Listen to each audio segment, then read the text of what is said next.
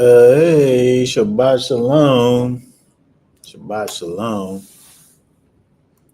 We are back. Back from Africa, Ghana to be exact. Um, I guess we had originally planned on going to visit this group, but we didn't think of everything. Most importantly, how to actually get to the place. Um, for whatever reason, I just felt, it's the same city. We should be able to get there. Hour and a half drive. Yeah, it's like an hour and a half drive, but an hour and a half drive, I think, in Ghana, you gotta actually add more time because of the roads, traffic. Yeah, so we just decided we would just stay back. But since we're back, we can, get a little study on here. Even though I know back in the States, I don't know what time it is. What time is it back in the States? Oh, 9 o'clock. Maybe some of our early risers. The people who get up at regular morning times are able to get up. But if not, I guess it'll be on YouTube. You can check it out later. Just look at the broadcast or whatever. But figure since we're here, it's Shabbat, we might as well try to get into a little Torah study. Let me take this off of here. Get into a little Torah study.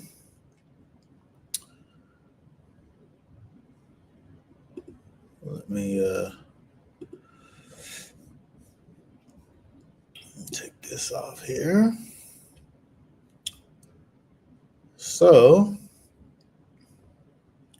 this week's Torah portion that we'll look at a little bit is Vayishlach, which is Genesis 32, verse 3 through 36 and 43. Genesis 32 and 3 through 36 and 43. I want to read a little bit from here. Talk about, I guess I won't read. I'll read a little bit. We'll talk about a little bit. Read a little bit more. We'll talk about a little bit more. What's the verse? First, I want to look at Genesis 32 and just read. Let's see.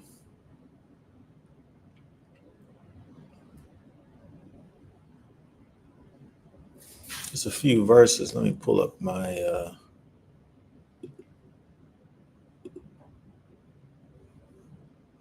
other things representing.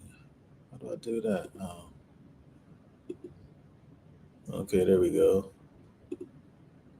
Let me see here.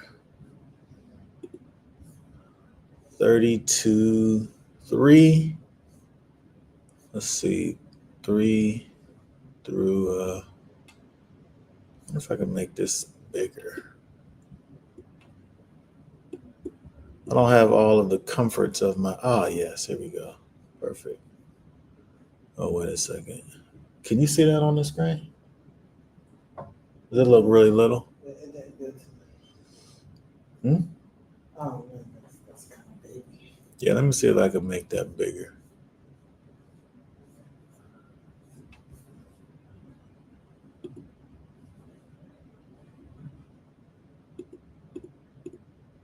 Oh, yeah, that's... bigger? Yeah.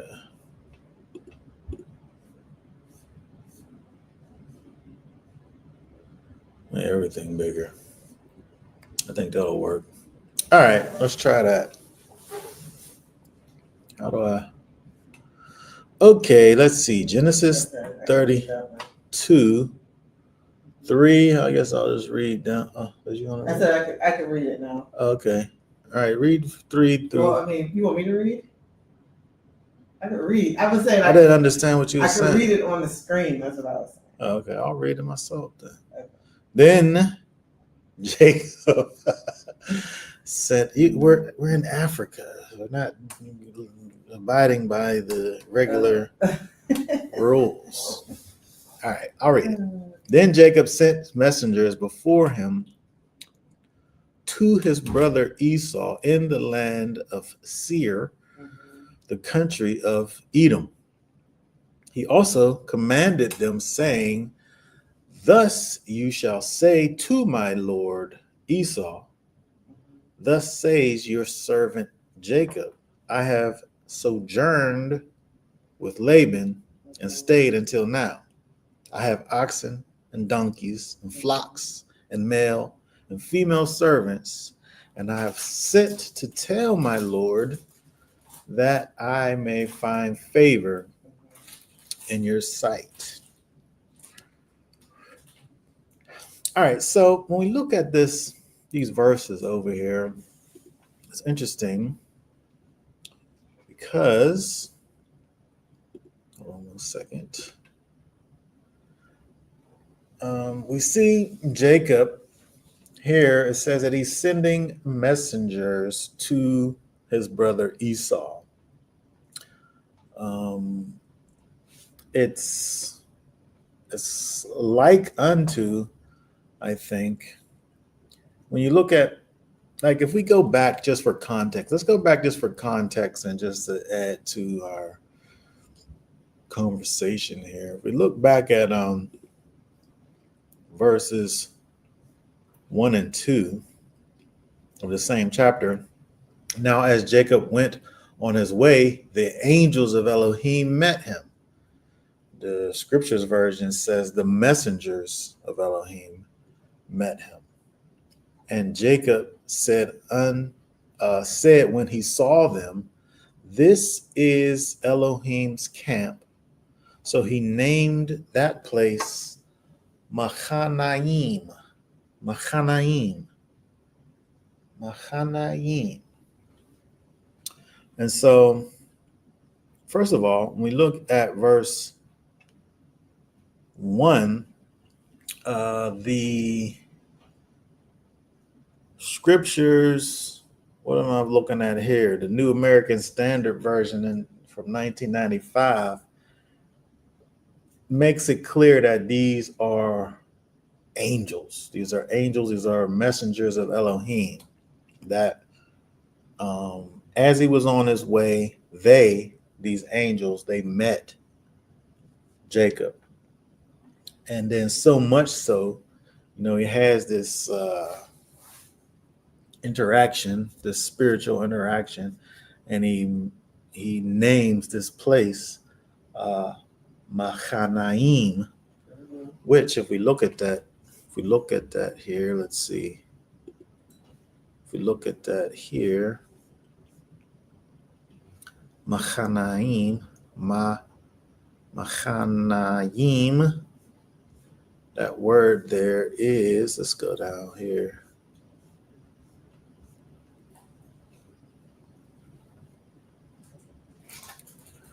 This here is. It's too hard to see. It's too little. Is it this little over here? There's a little right here. Well, what it means is two camps. Mm-hmm. Two camps. Two camps. He named that place two camps. And so was there perhaps two armies of angels? Was there angels and Elohim? Was there his people plus the messengers of Elohim? I don't know. There was some type of plurality happening in that place where he calls this place two camps. Two camps. Whether he's just only speaking of like the hosts, the heavenly hosts of the Most High that have come to. Because that was Mahan. That's Mahan. I'm pulling it up about it. That's Mahanaim. I don't know if it's Mahanaim or Mahanaim. Something. I'm looking it up. What you talking about on Bible Hub? Yes. The inner linear. Mahanaim. Inner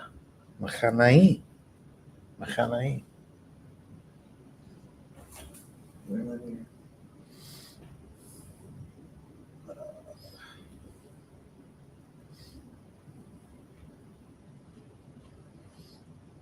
Mahane.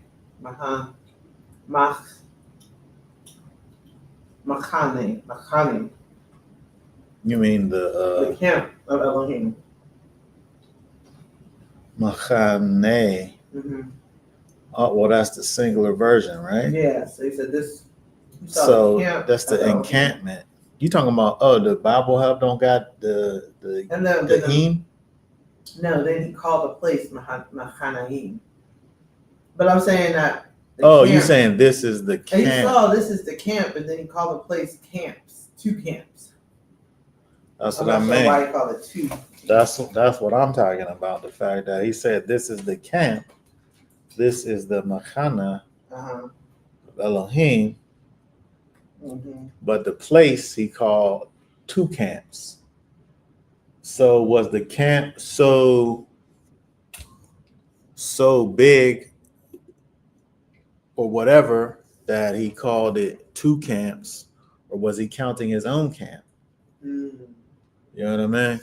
Like because he had a camp, right? Yeah, he had people with him, and so was he saying like that there was this meeting of these camps? Because when you look at where we started in verse 3, it said he sent messengers before him, so he had a camp. And so maybe both of the camps are he's calling the camps of Elohim where they met. Because some people like to, when you look at verse 3, some people like to say, well, verse 1, those were angels. So verse 3, he's dispatching these angels that he met to meet his brother. Some of the rabbis, that's what they say. That's very interesting. I think the part that defeats it, I guess, what you brought up one point, that he sends the angels, yes, with physical. Well, is he sending the physical things? Because he is sending a message about the physical things. He sent the messengers before him, and he commanded them, saying, say this to my master, your servant Yaakov, I have sojourned from Laban. I have bulls, donkeys, flocks, male, female servants, and I have sent to inform my master. So he says what he has, but is he sending those things? Is he sending the things, or is he just telling him what he has? I mean, is he going to tell the messengers of Yahweh what to say? Okay, so that I think is the other part. I mean, if they're the messengers of Yahweh, they should, yes. They should. They're not taking orders necessarily from him. That's the part. Okay, because they have this thought of, yes, he's sending out the spiritual things. But even if we say he's not sending physical things, he just has a message, is he directing these angels what they should say? No. I don't know. I don't think so. What did it say? That man is a little lower than the angels. Yes, that's what I think it says that in Hebrews. Yeah. So the man's a little bit lower, than he can't just tell the angels what to say. How's he commanding the angels what to say?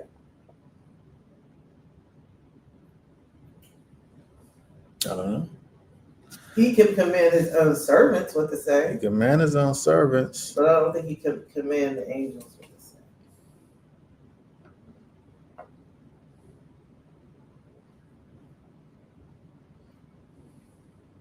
I was thinking,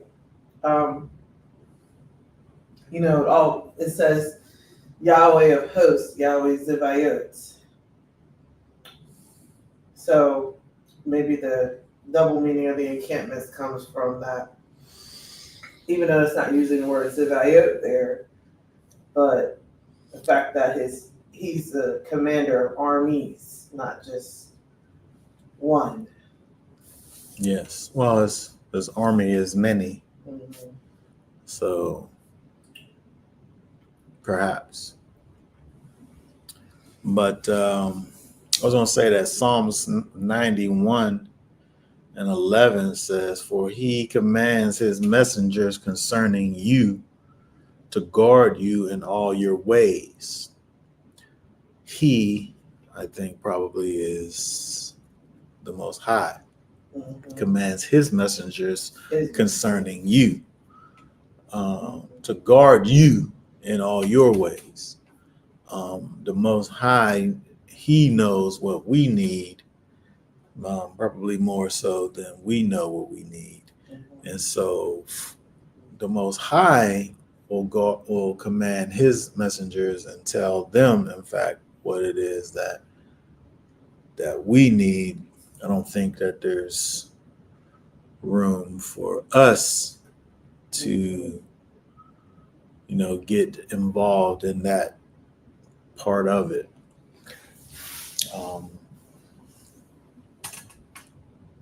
So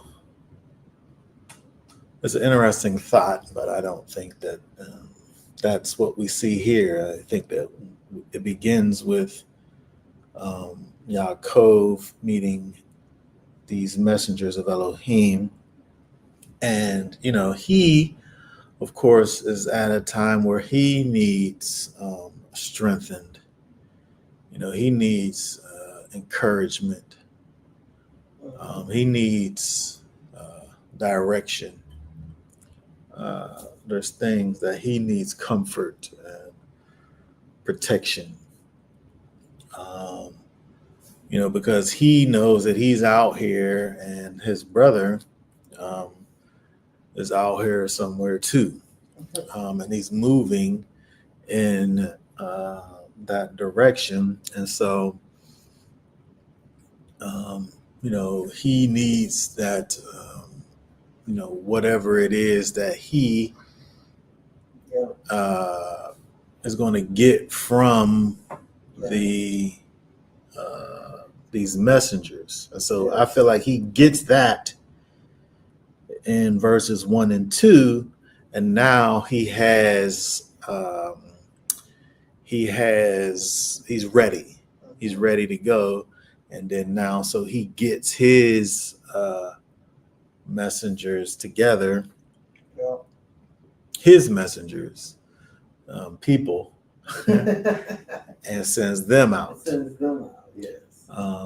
To meet his brother. And so it says that this is interesting, this verse 3, that Esau, who's in the land of Seir, the field of Edom. Right field? Well, I'm thinking about the fact that he goes and Esau does, and he goes and he joins himself to these people in their land. And so he either joins himself to those people, or he conquers some of their people and takes over their land. Because it's saying the land that it is, this land of Seir. But within that land as a whole, there's a place that's named after him. Right? And so is he given this? Does he take it? It don't say here. I think if we look So further, he has his own land there. he has his land that's in this land of Seir, right? He has his land that's named after him, but the greater portion of it is this this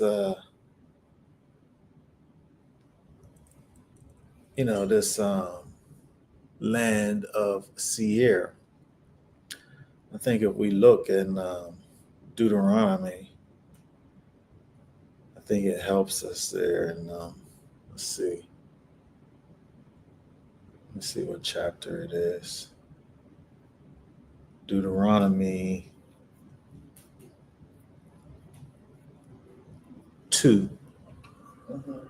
Deuteronomy 2 and 22. Let me see if I can look at that there. 2 what? 22? Deuteronomy 2. Deuteronomy 2, 22.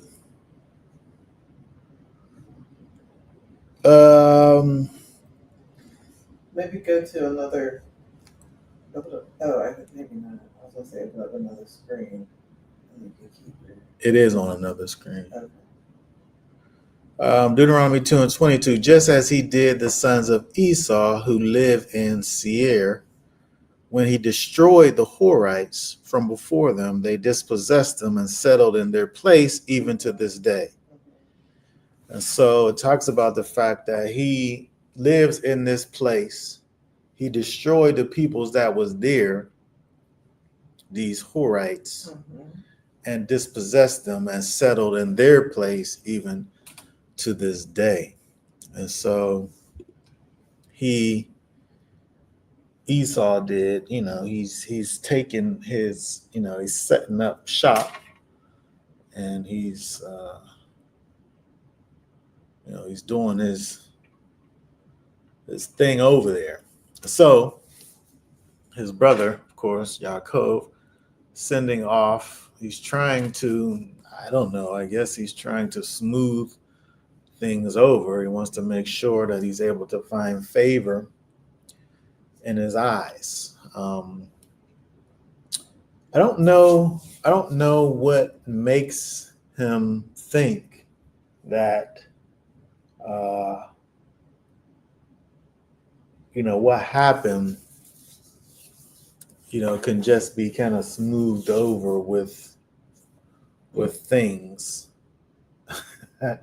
Well, because maybe he's thinking that if he's still the same, he cares about physical stuff more than he cares about spiritual stuff. But at the same time, I mean, he did make him very upset before he left. I know, right? He definitely did.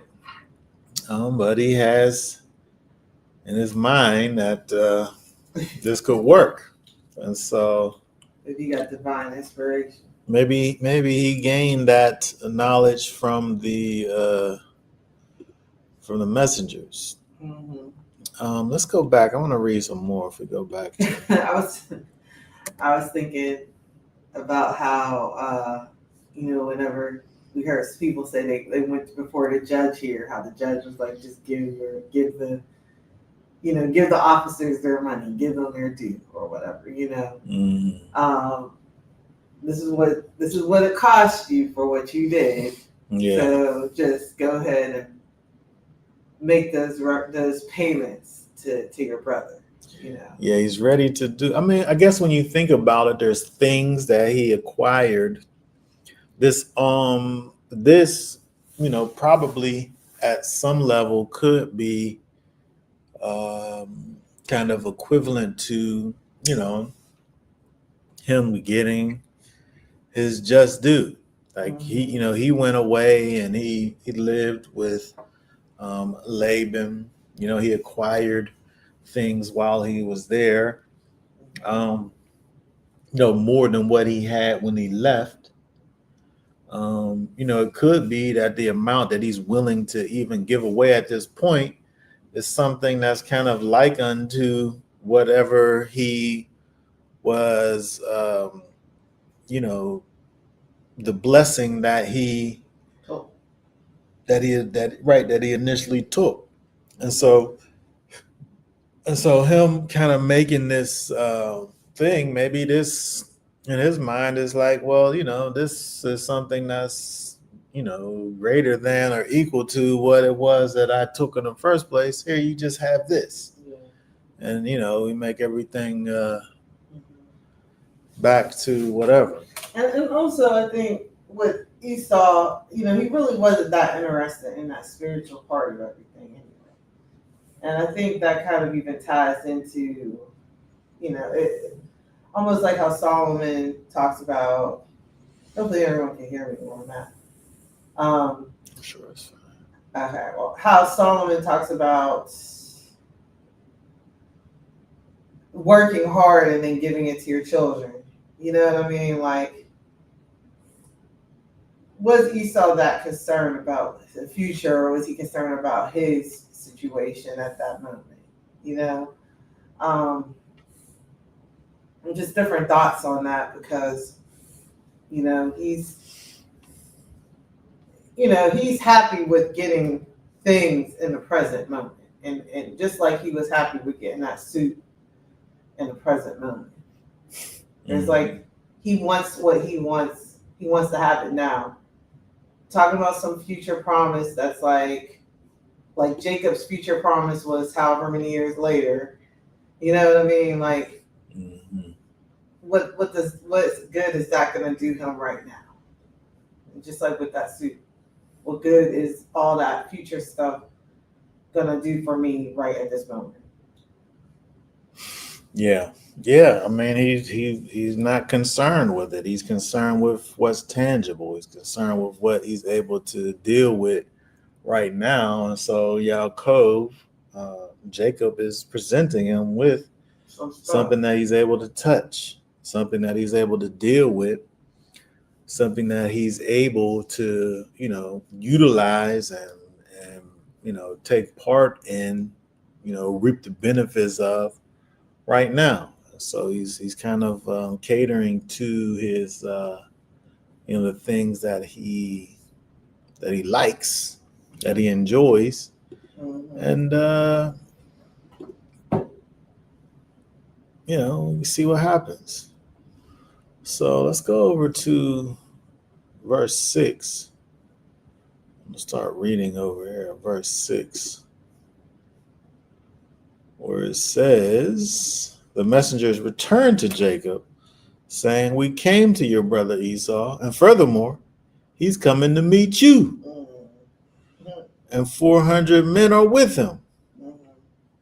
Then Jacob was greatly afraid and distressed, and he divided the people who were with him, the flocks and the herds and the camels, into two companies. This is interesting because what is this here? So we talked about that company. What verse is this? Verse 7.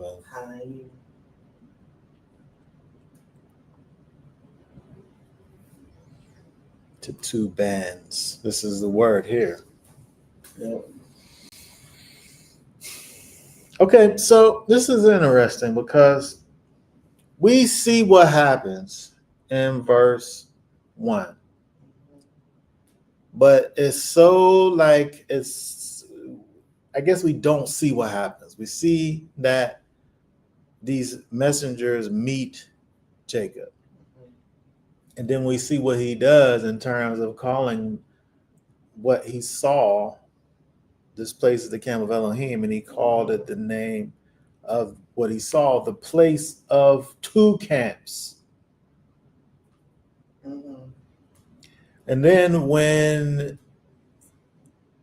he hears back from his messengers, his response to what happens is to split his people into two camps, which, that's the same word there. It's interesting.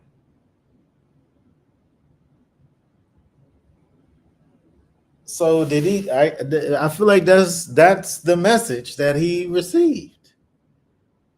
I always thought though that he was doing that in some carnal, try to in his mind rationalize how he's gonna separate out people and stuff. You know what I mean? Like, Yes, me too. But I'm just saying, revelation from on high. when you look at this, it just so happens. It just so happens that verse 7 into two companies, into two camps. This word is this same word that, the camp is, but it says two, Shenaim,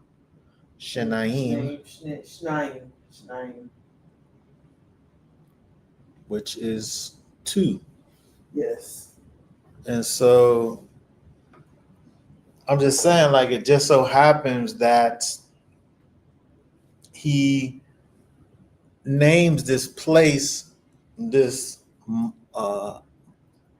this multiple companies, multiple camps, and then he splits his family, his peoples into multiple camps. And then it's just Lishnei Machanot.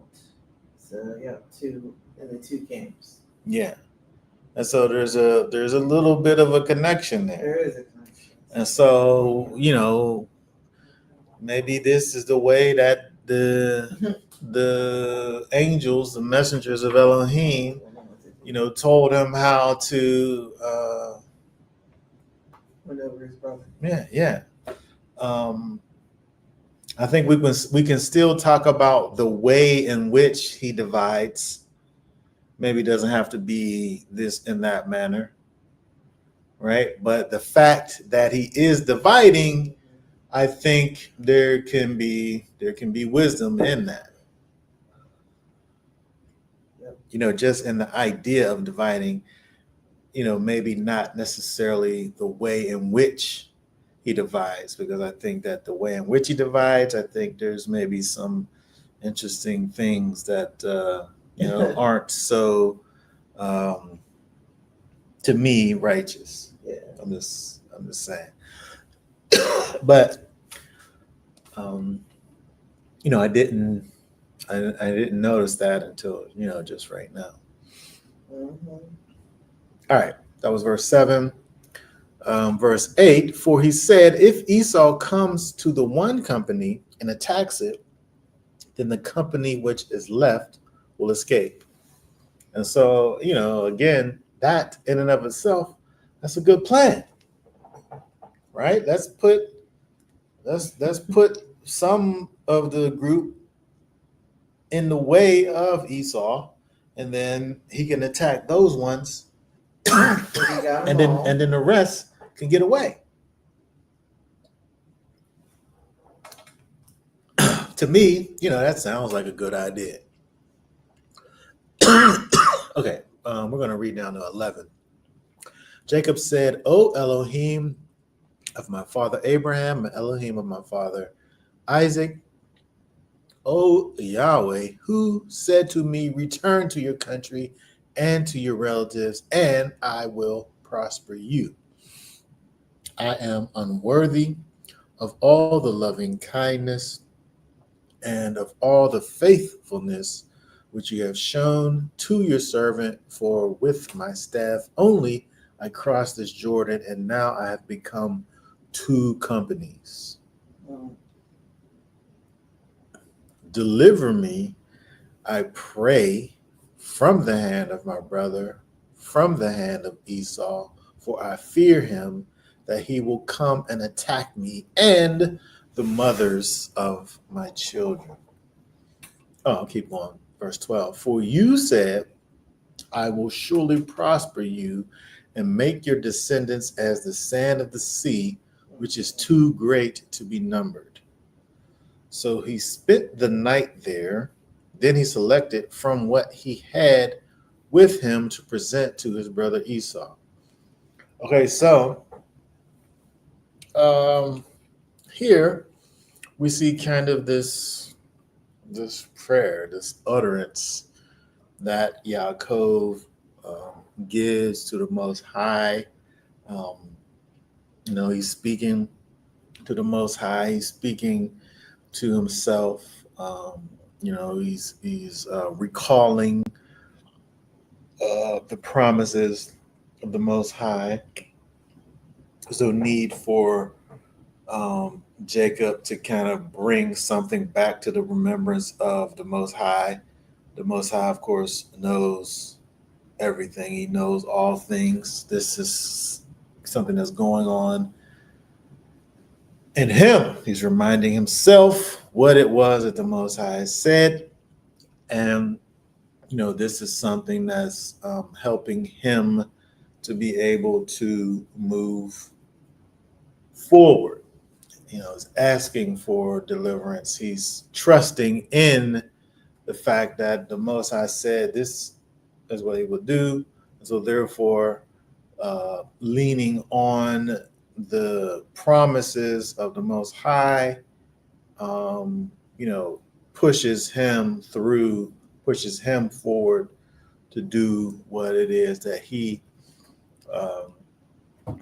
has to do. And so, so we go down to 12. It goes into the finishing of that, and then he goes and he selects what it is that he's going to kind of divvy up to give to his brother. And to me, I think if you have this idea of these two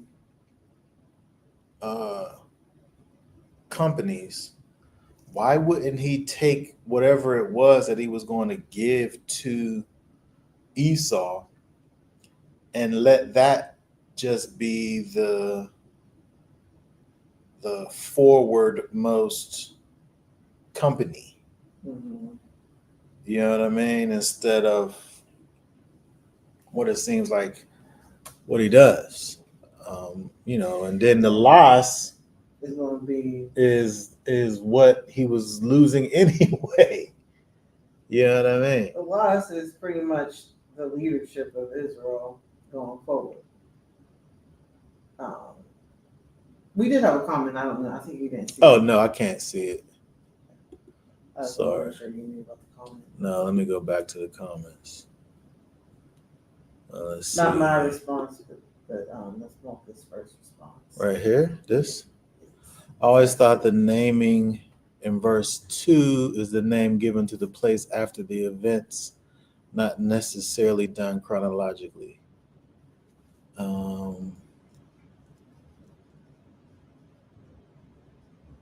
The name given to the place after the event.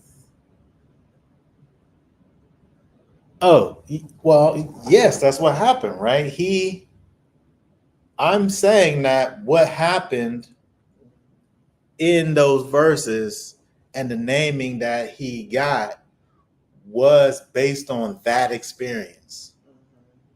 And then that experience, I'm saying, then further gives him this idea to even separate his people into two camps in order to survive.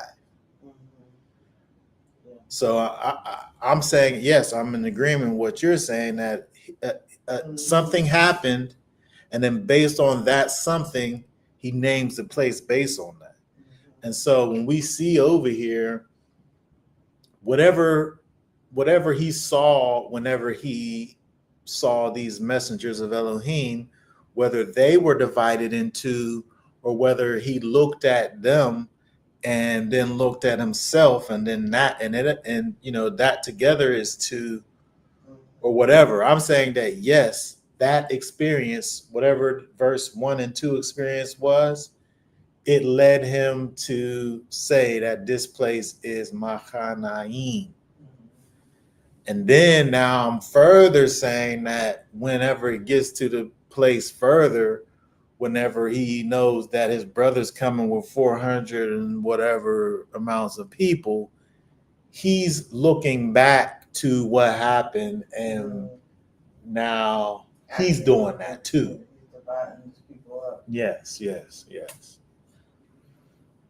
But in my opinion, I don't know. It could have been divine revelation to divide his people up, but it just seems the way the execution of it wasn't the best. Yes, it seems. I mean, he's willing to sacrifice a whole bunch of people. Yes, it seems interesting. Yes, Like we should have put up some of the, maybe some of the. I mean, I can understand him keeping Yosef back. That was his favorite one, but. But I mean, you have to put all the other ones up like that,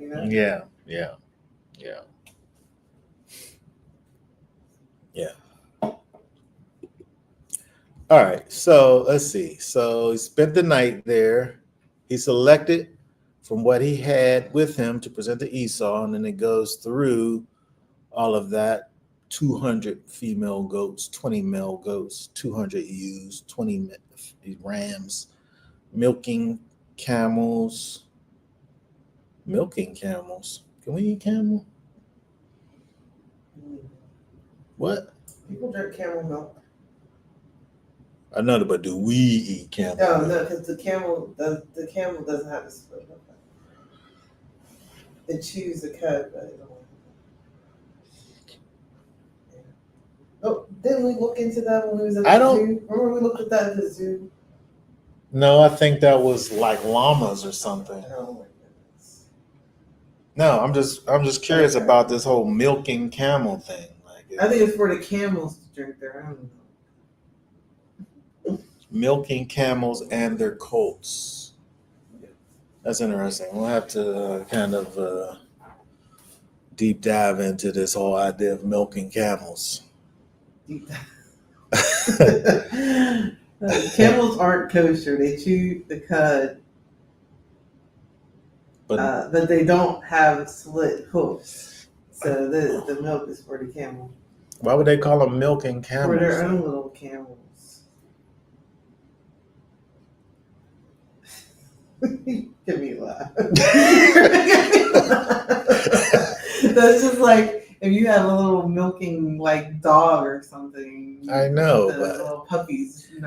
But I don't think that I mentioned the milk outside of it being something that I would use.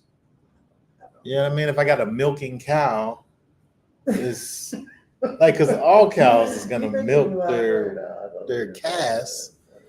But why are they being described in that way is interesting. Oh, okay. So the scriptures says 30 suckling camels. Okay. So they just. So that to me makes more sense. If it's a suckling camel, it's like it's giving you kind of the state of the camel.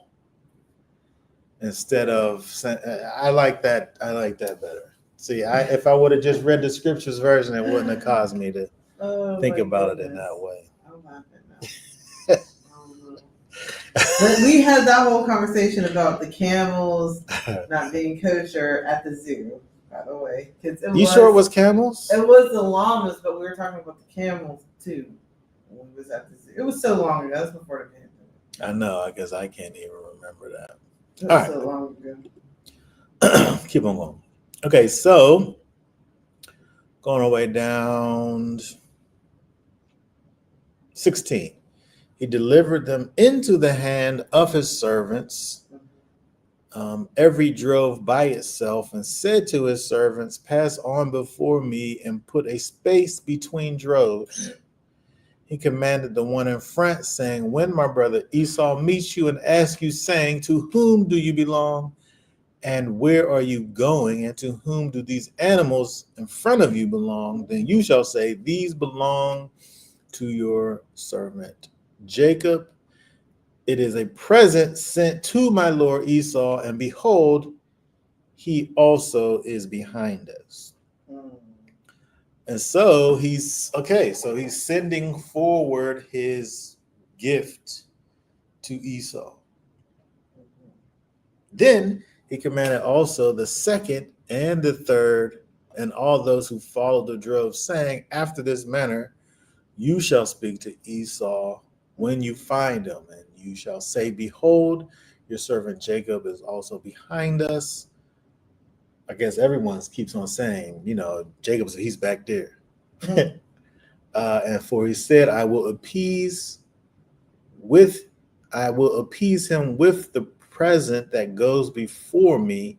Then afterward, I will see his face. Perhaps he will accept me again. So we saw that initially when he heard Esau was coming, he became very afraid, greatly afraid. It says in verse 7, he became greatly afraid.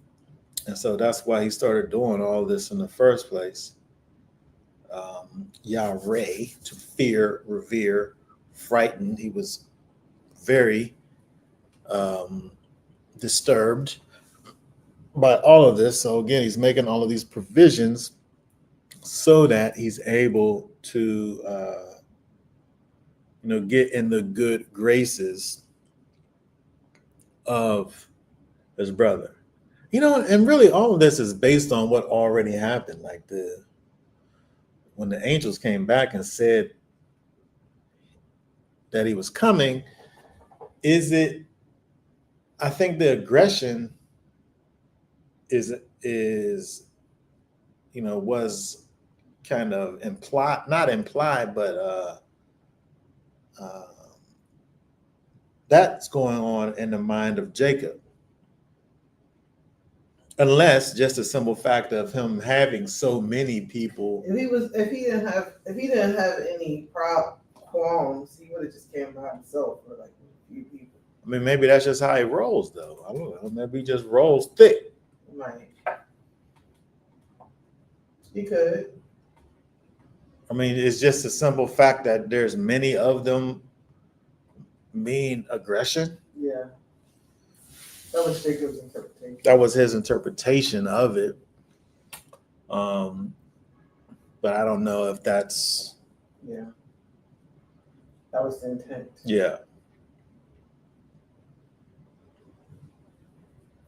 Well, he said their dad didn't officially die yet, so right.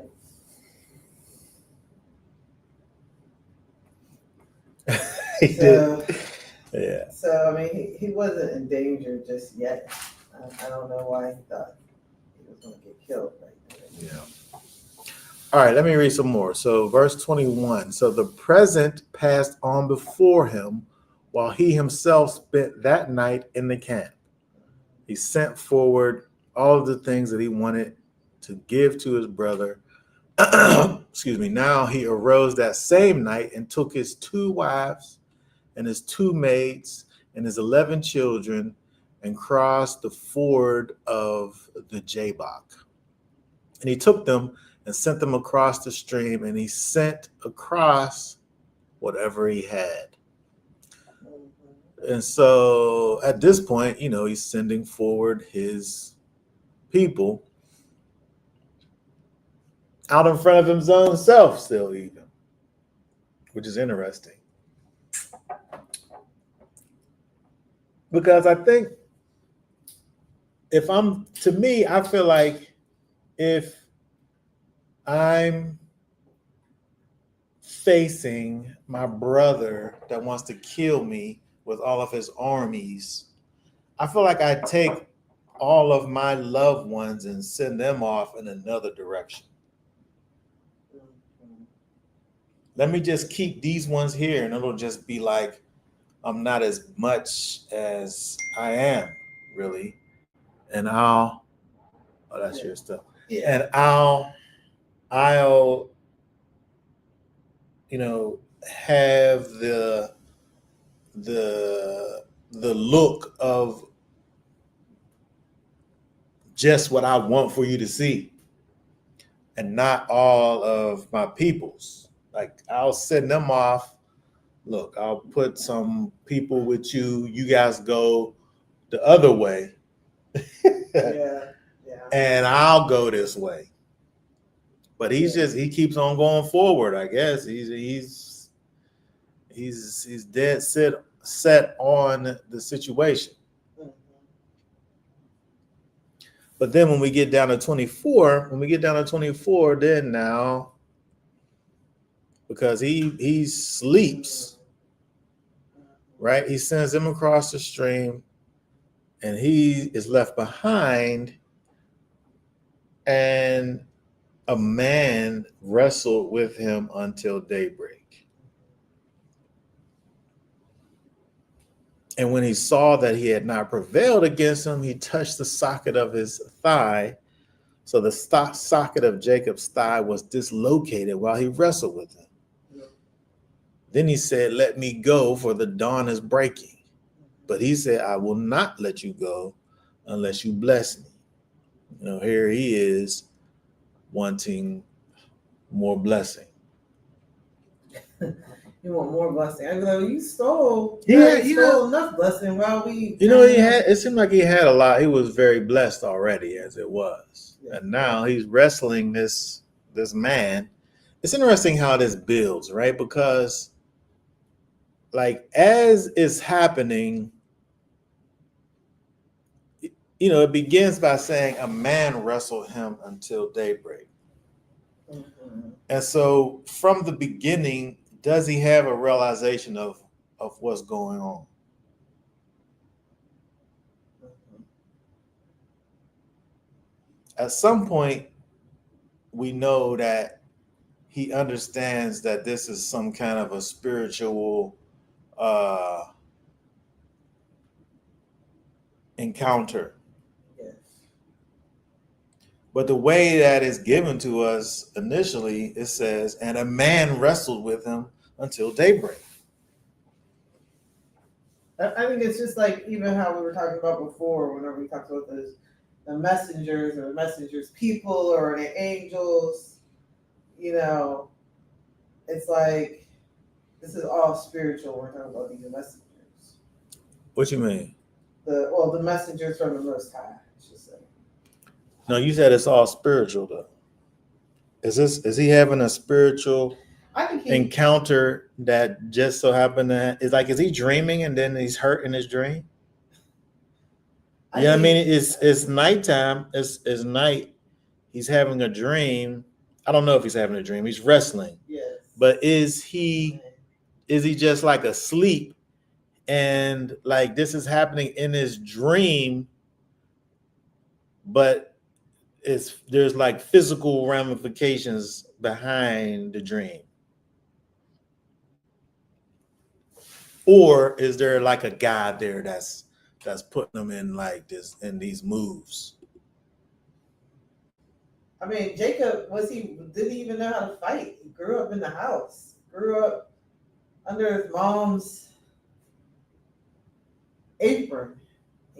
I know, but he did have he had a brother though. You don't think that his brother kind of roughed him up every now and then? He probably is the one that got roughed up by his brother. I know, but just by virtue of having a brother and experiencing that, there's some teaching that goes along with it. Even though the brother probably is always getting the best of you, it's still kind of training you. Yeah. And so you may never be able to beat him, but there's people probably that you may be able to beat based on that. It's quite possible that he gains experience from his encounters with his brother. You're right. I mean, I'm saying that he obviously has some amount of skill, or at least endurance. There might not be any skill, but there certainly is endurance because he's in it, right? He's able to cleave unto heels, so he's able to hold on to somebody. Let's just say that. Yeah. He's able to hold on to you. What's this say here? The wrestling was for Jacob because the angel easily ended the fight by touching his thigh socket. Yes. I mean, he definitely did. He did. He definitely did do that. But Jacob, it don't seem, did never tap, right? He never tapped. But I'm saying that, Yes. Looking at this again,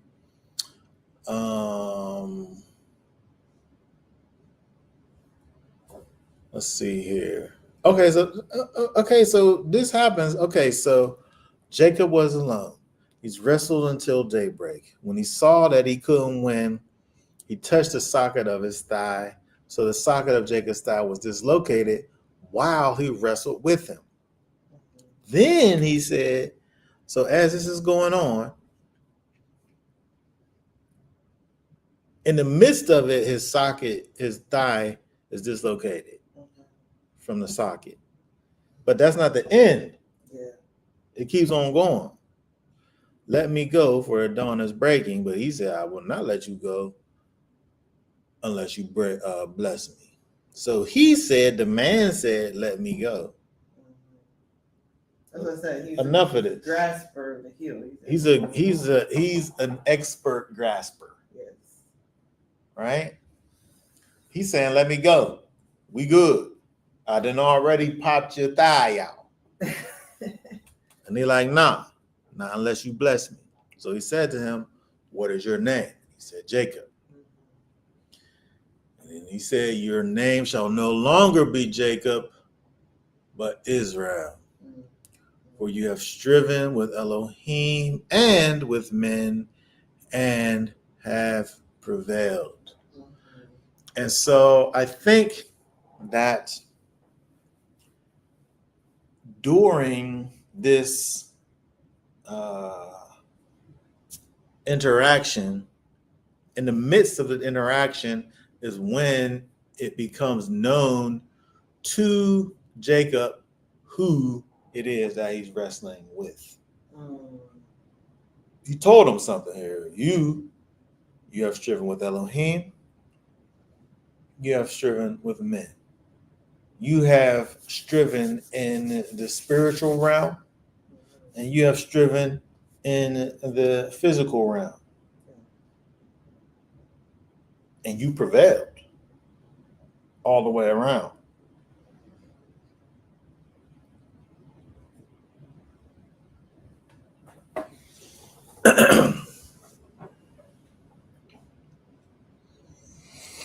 Then Jacob asked him and said, please tell me your name. But he said, why is it that you ask my name?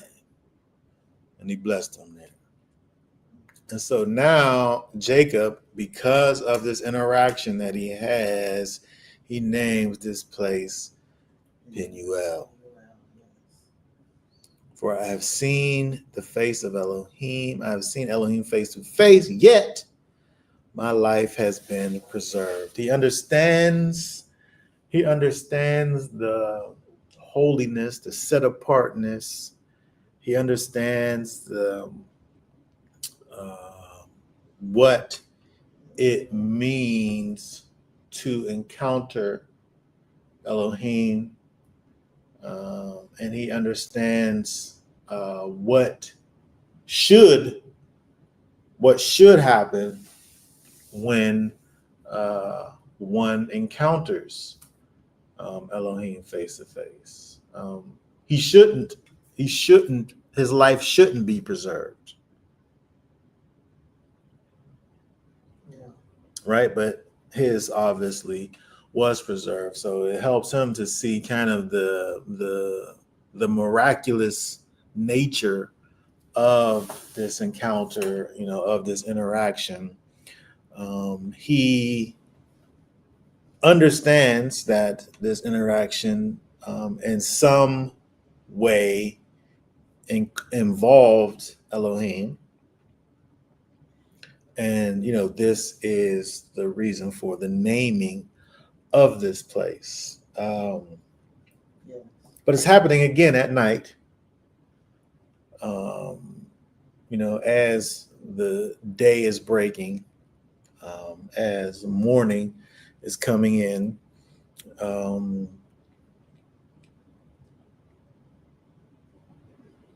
I think that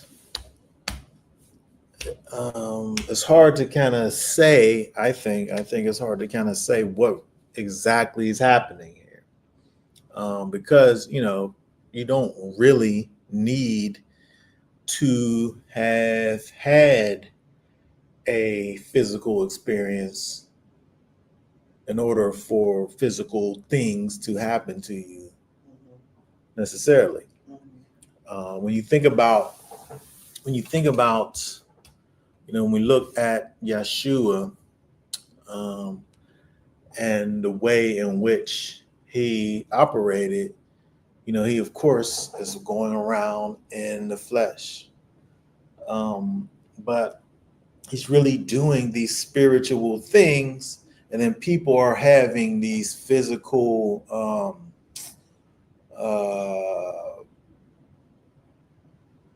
results that are happening as a result of this kind of spiritual deliverance that's happening. That's why I even said, like, your sins are forgiven. And people were like, what do you mean? Like, they was almost halfway okay with him healing people, but then now he's forgiving sin. Right. Yeah. And so that's why I'm saying that it says that he wrestles with this man. I'm just like thinking about what that is, like what that looks like.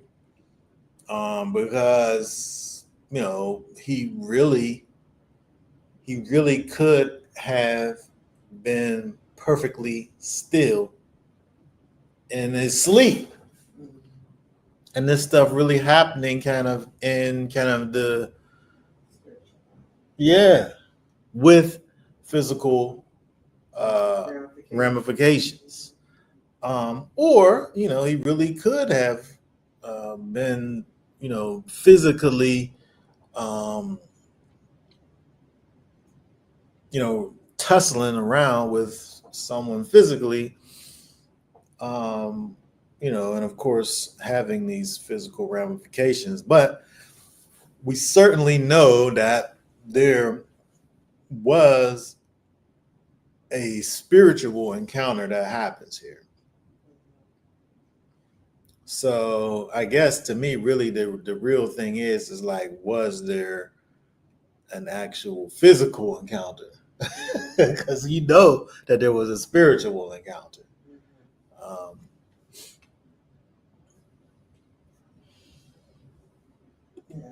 And I mean, people who don't believe in the pre-existence of Yeshua, Messiah, this is just clear, because he calls the place the face of Elohim,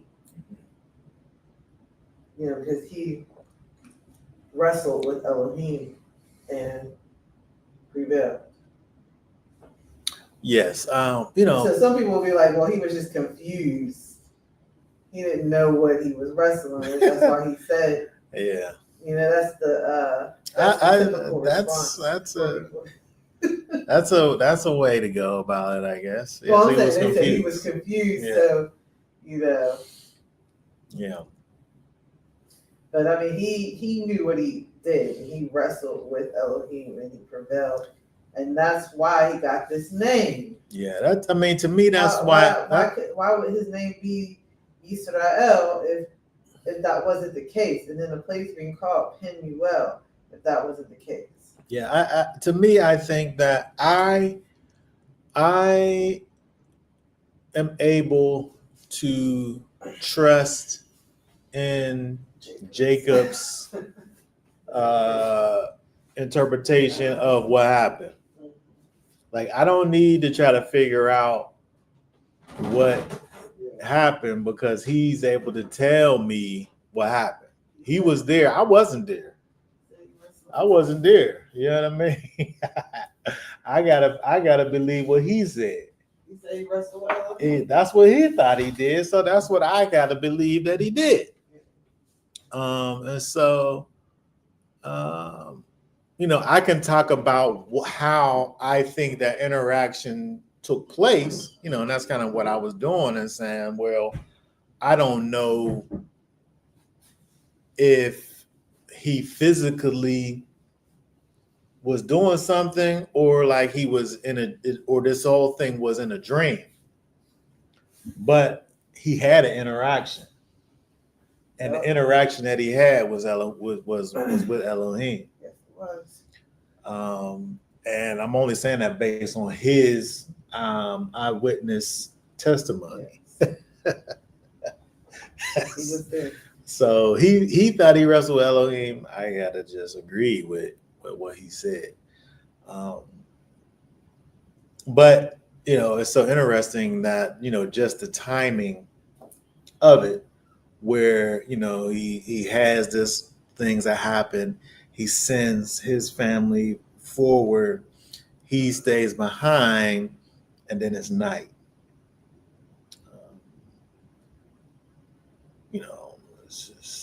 It's a good time for sleep, even though the stress of it all would in fact give you a reason not to sleep. Existential. I could understand how somebody wouldn't go to sleep knowing that I potentially sent my people off into the harm's way or whatever. But I guess at the end of the day, the point here is that he, in fact, had an encounter with Elohim.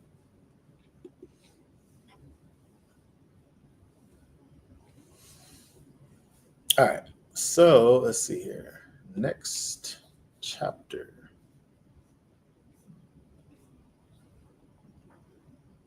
Well, just to really quickly talk about Yisrael as far as instead of Yasharel or Yasharal.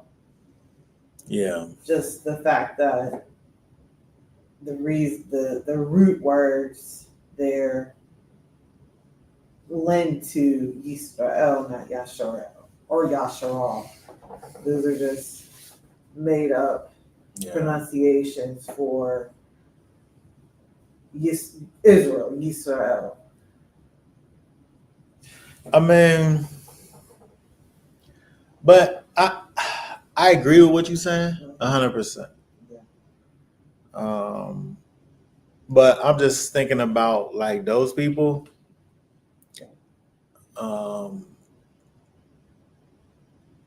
Like for instance, like when they say like Jasher or Yasher.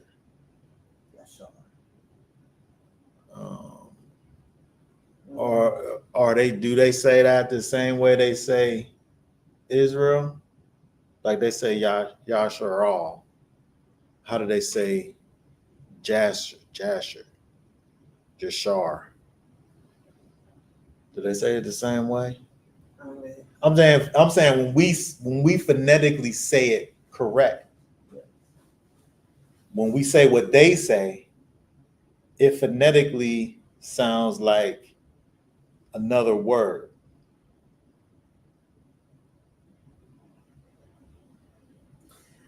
But when they say Jasher, like the book of Jasher, Yashar, they would say Yashar, right? Yeah. But that's obviously not the same as Israel, though. Yeah. But they would say Yasharal. Yeah. Okay, so I think that that presents a problem because they don't mean the same thing. No. But you're saying the same thing. I mean, I've heard people who say the root of Yisrael is Sarah, which means prince, and El. Right? Yes. And I've heard people pronounce Sarah's name as Shara. As far as it being like the sheen, they don't make the sheen say s and sh. They only make the sheen say one sound, which would be sh. So they won't say Sarah, they'll say Shara. Mhm. Now, if they say it like that, that is only one sound for the sh. Yisrael.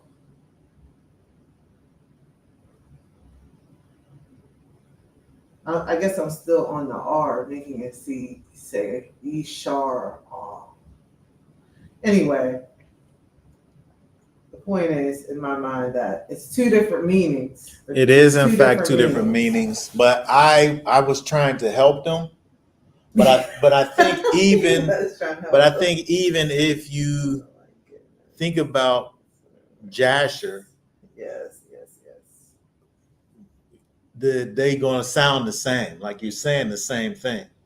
Yeah. And so what is it that Yisrael actually means, or how you would say Yasharel, Yasharal?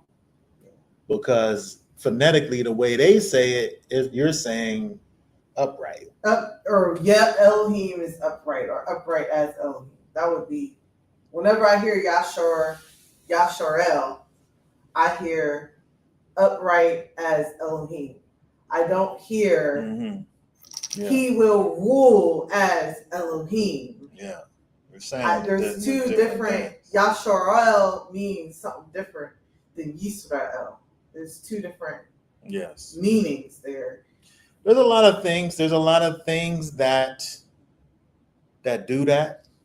Mm-hmm. When you talk about Edom and Adam. Mm-hmm. Those are saying two different things.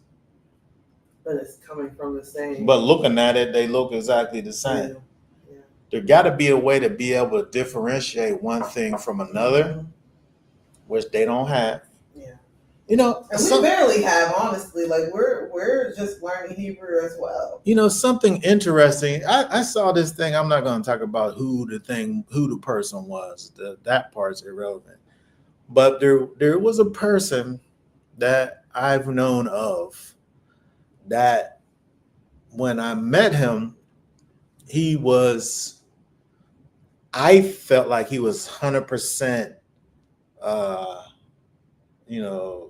that Lashawan Kadash all the way. And so I recently saw him basically denounce the whole thing and say that there's no historical evidence of any of it, and that it's basically all just made up. There's no scholarship to it. It's totally made up.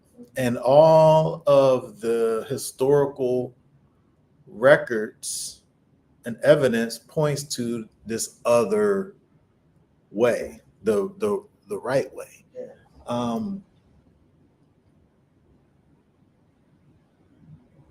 To me, it's just completely, totally obvious. Yeah. As he says, it's made up.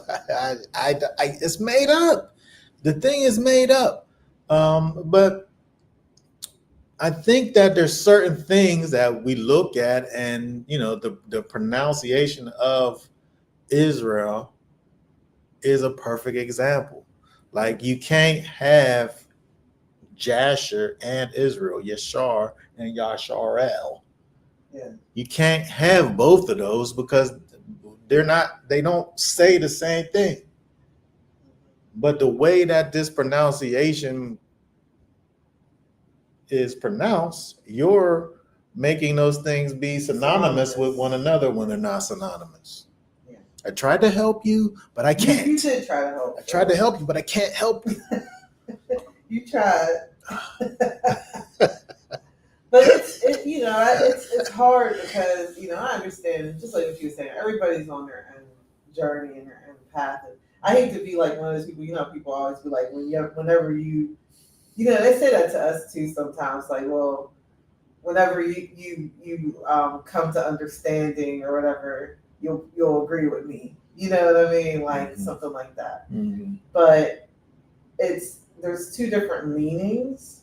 Two different meanings. And Yashar, within you teach on this, within the progression of Israel, he's going to get to being Yashar. He's going to get to being upright. Yeah. He's just not there yet. He's certainly not there just not right there now. Yet. Yes. And so it's like calling upon somebody, giving them like the whatever, if you're an officer in the military, giving them the upgraded officer status and they didn't make it there yet, or calling somebody Dr. So-and-so and they didn't defend their dissertation yet. Mm-hmm. It's like, you got to actually put that work in before you can actually get that title. Yeah. So yes, two different things. But I love everyone who says Yashar. Oh yes, it's nothing. Yes, it's not. I mean, there's a legitimate problem in Yasharal. Yes. There's a legitimate problem in people who call themselves Israelites.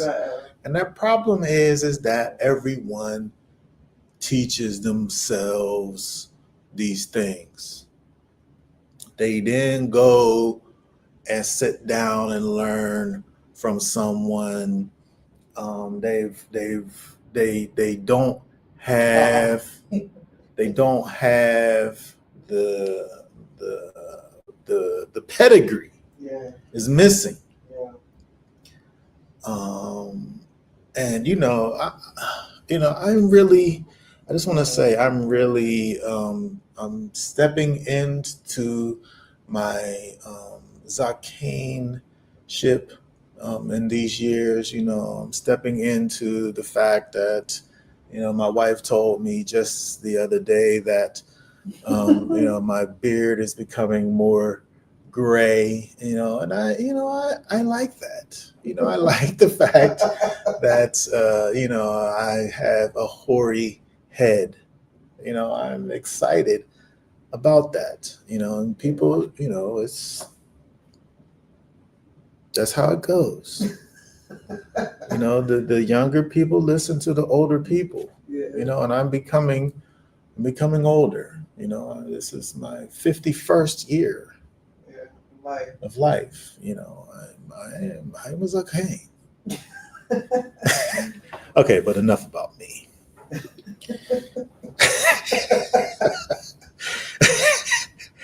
All right. Look at the next chapter, 33. All of that happens. Jacob lifts his eyes and looks, and behold, Esau is coming. He's coming. And his 400 men are coming too. So he divided the children among Leah and Rachel and the two maids. He put the maids of their children in front, and Leah and her children next, and Rachel and Joseph last. But he himself passed on ahead of them and bowed down to the ground, 7 times until he came near to his brother. I like this part. This is my favorite part. I don't like verse 2 or 1. I don't like verse 1. I don't like verse 1 and 2. I don't like this whole partiality thing that he did. I don't like it. I don't like that he made this separation, that he put the least all the way up to the greatest. It's not right. I think that he pays for this. Because that's why he loses Joseph. I think that's why he loses Joseph. I think that's why he loses his beloved Rachel. He loses her too. But I do like verse 3. That he goes. You don't have it on. Oh, sorry. I don't think. Hold on. Oh, yeah, you're right. Let's see here. We need this. Okay, very good. I do like verse 3. He himself passed on ahead of them and bowed down to the ground 7 times until he came near to his brother. He went out first to go and meet with his brother. He don't know what was getting ready to happen, but he went out there and put himself out there. Even though he did make the separation, he goes out and he meets him. And we experience verse 4. Then Esau ran to meet him and embraced him and fell on his neck and kissed him. And they both cried. They both wept. Now, what's his name? Monty Judah. Oh, well. Monty Judah, this is totally just, this is fake. The kiss of Esau. It's because in the Masoretic text, there's two dots on this where it talks about the kiss of Esau. Yeah, like he bites him like a vampire or something. Well, I don't know if he physically bit him, but he was fake, essentially. Yeah.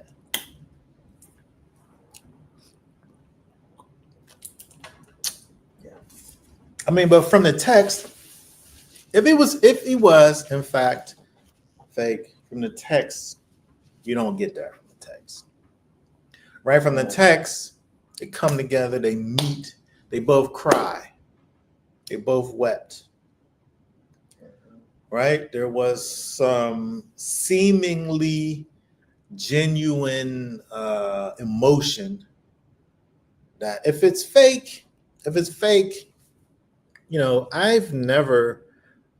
saying me, myself, I've never been able to just cause myself to cry. Mm-hmm. To me, I'm not an actor. Not when you was a little baby? Not that I know of. Not that I know of. No, if I cried, which I got to say that I think that to some degree, I was a crybaby to some degree.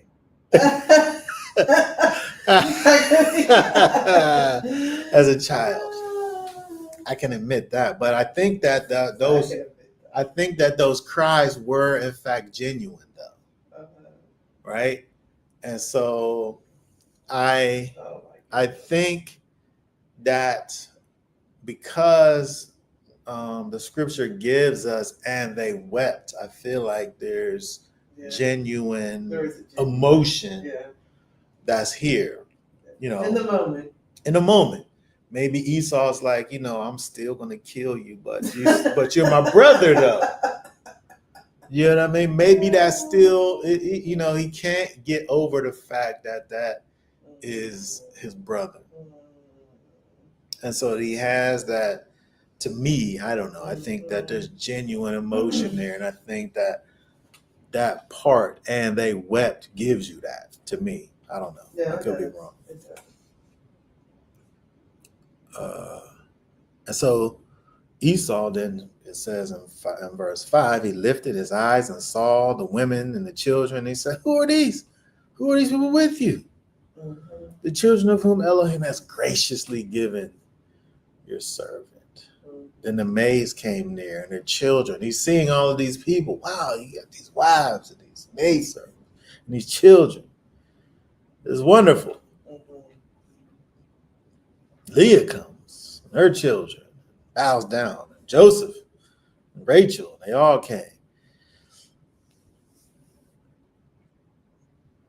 Yeah. Verse 8, and he said, "What do you mean by all this company which I have met?" And he said, "To find favor in the sight of my Lord." But Esau said, "I have plenty, my brother.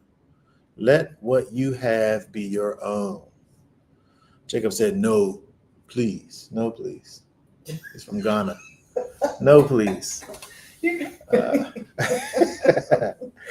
If now I have found favor in your sight, then take my present from my hand, for I see your face as one sees the face of Elohim, and you have received me favorably. I feel like he's just riding a spiritual high right now because he had that whole camp thing and then dividing the camps out. Now he had this whole face of Elohim thing, and now he's talking about that.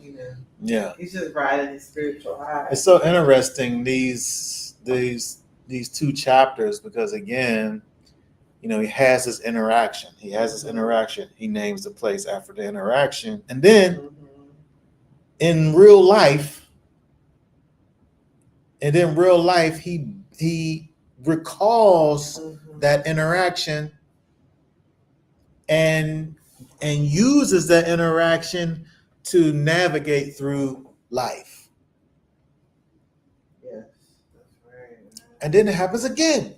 He has this spiritual interaction. He names the place based on the spiritual interaction that he has. And then he goes, and then life happens, and then he uses that spiritual interaction to navigate through life.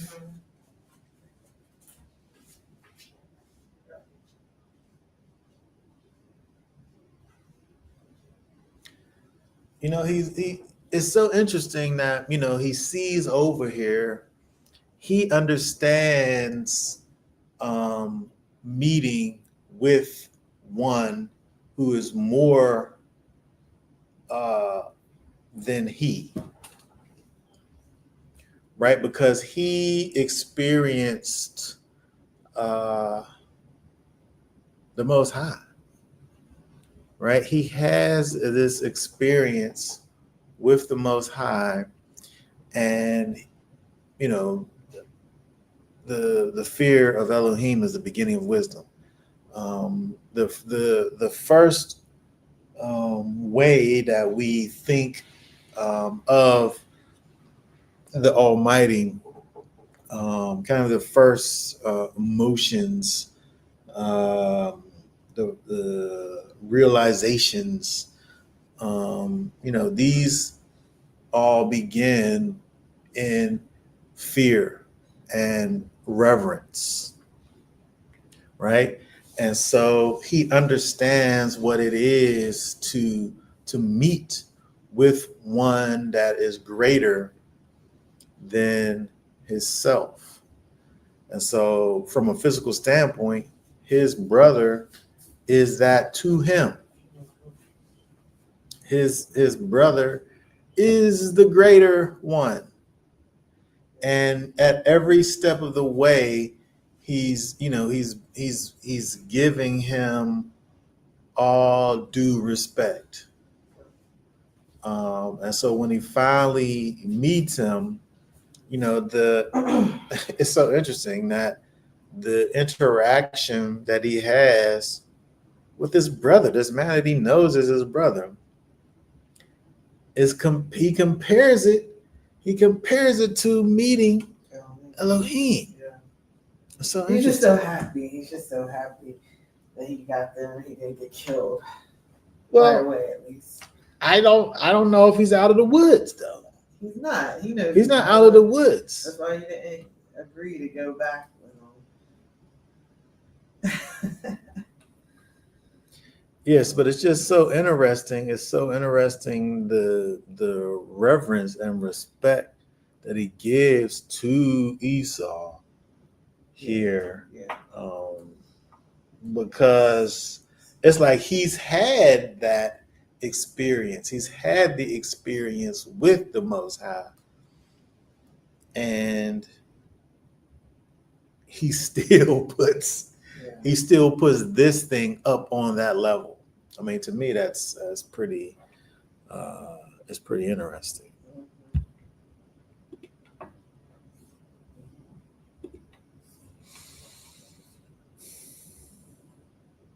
All right, he keeps on going. Verse 11. Please take my gift, which has been brought to you, because Elohim has dealt graciously with me, and because I have plenty.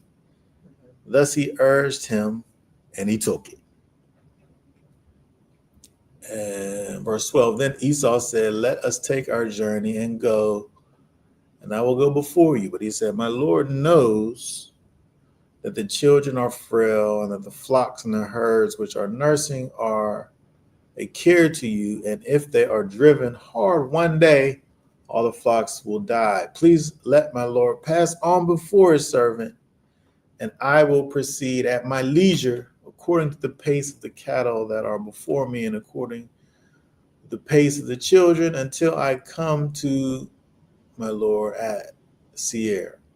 Esau said, please let me leave with you some of the people who are with me. But he said, what need is there? Let me find favor in the sight of my Lord. So Esau returned that day on his way to Seir. Yeah, so, Esau was like, let's just roll together. You roll with us. No. Well, let me just let you get some of my people. They can roll with you. No, that's cool. You don't gotta. He was able to talk his way through, and then they had their interaction. They came and they parted ways. And so he survived. He survived meeting his brother. He wasn't killed. He didn't have to sacrifice any of his family, even though he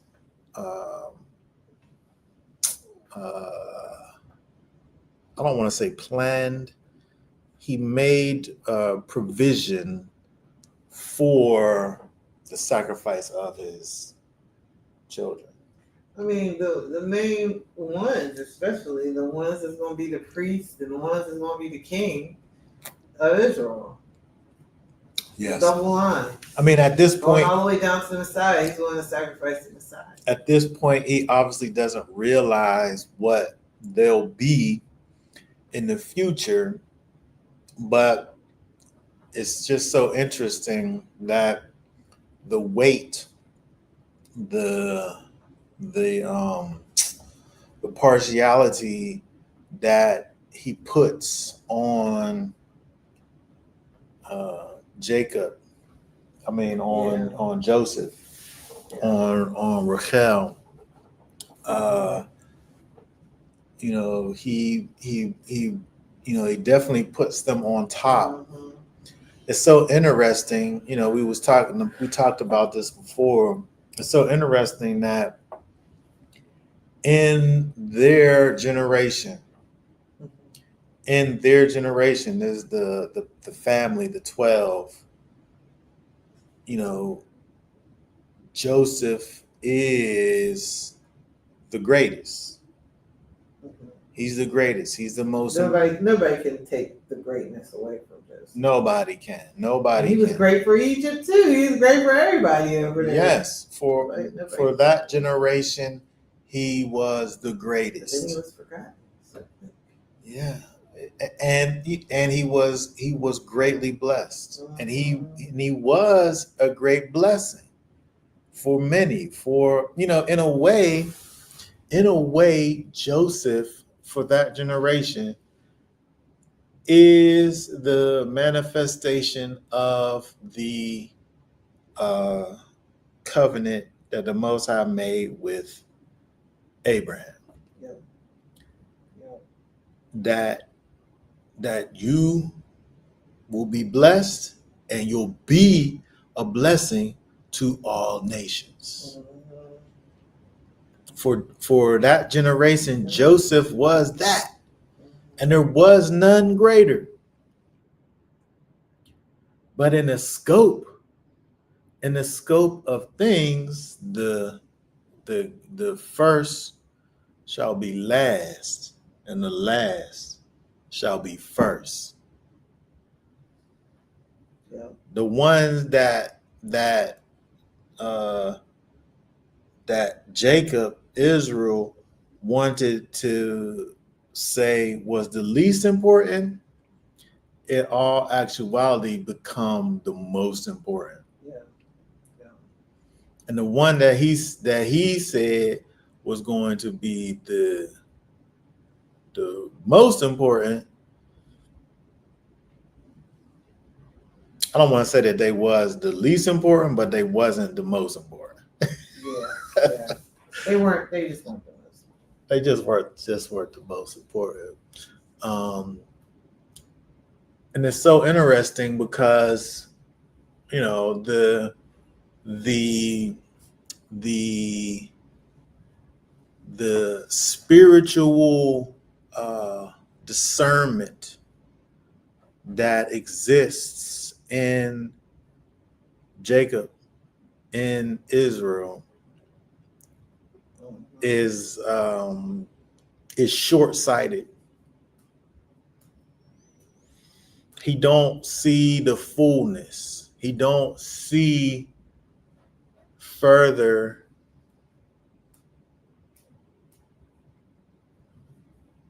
than he can see. That makes any sense. Like he don't see into the future.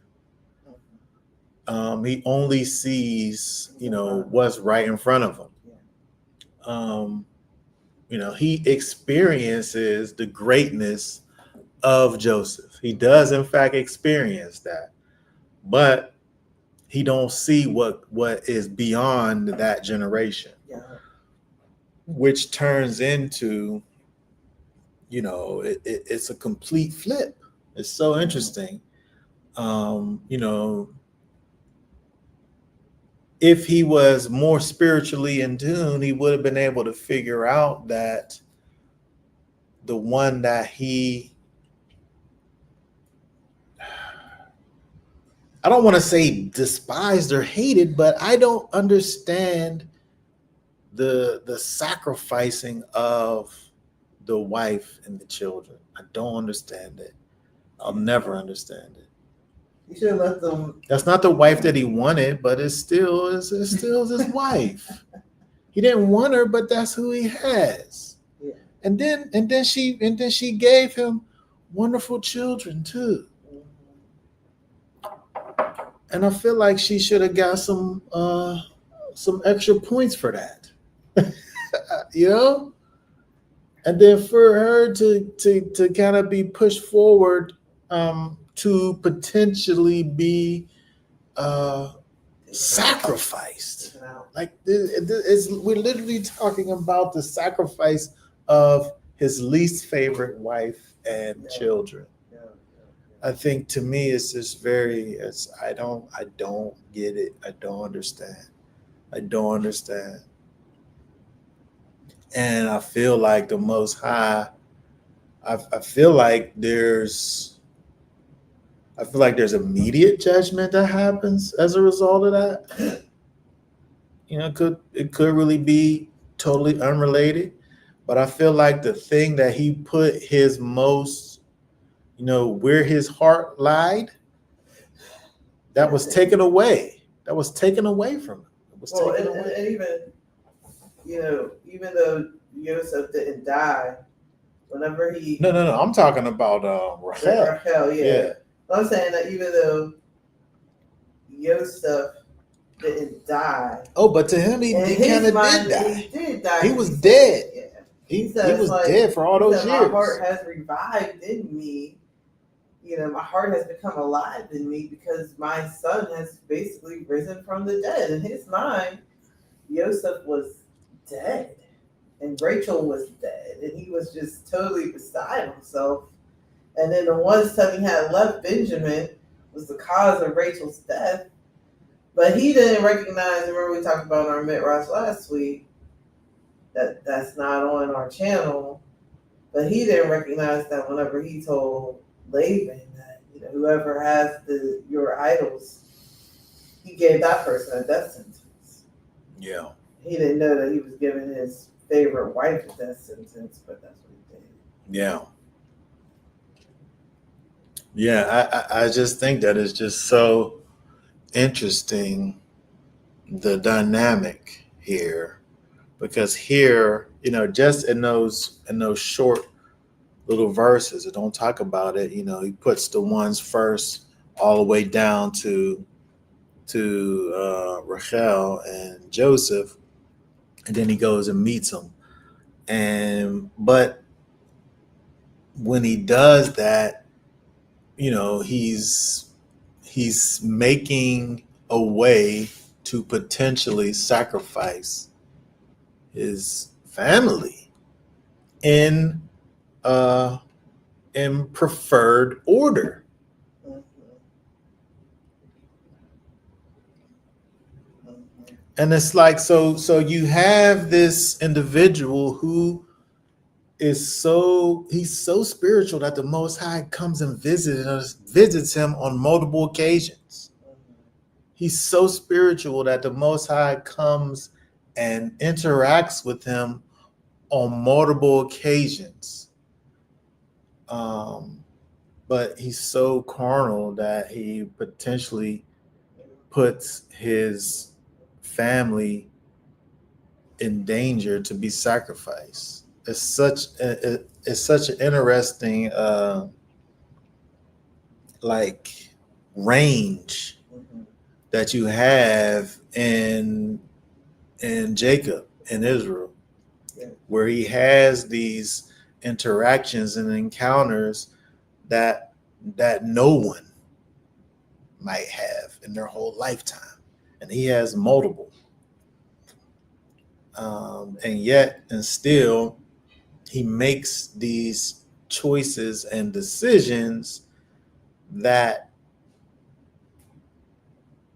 don't seem to be, they don't fit with the the level that you might think he would be on, because of these interactions. It's just so There's a interesting. couple comments. Oh, let's see here what this says here. He was put in a position where he had to choose who would live, Mhm. mitigate his losses. This shows a lack of faith because he just prayed to the Most High to remember his promises. It does show a lack of faith. Right, because that was, these was he just reminded himself of the promises of the Most High. Um, but it's like, for me, it's like, let let him let him have a lack of faith, but can't he do it in another way?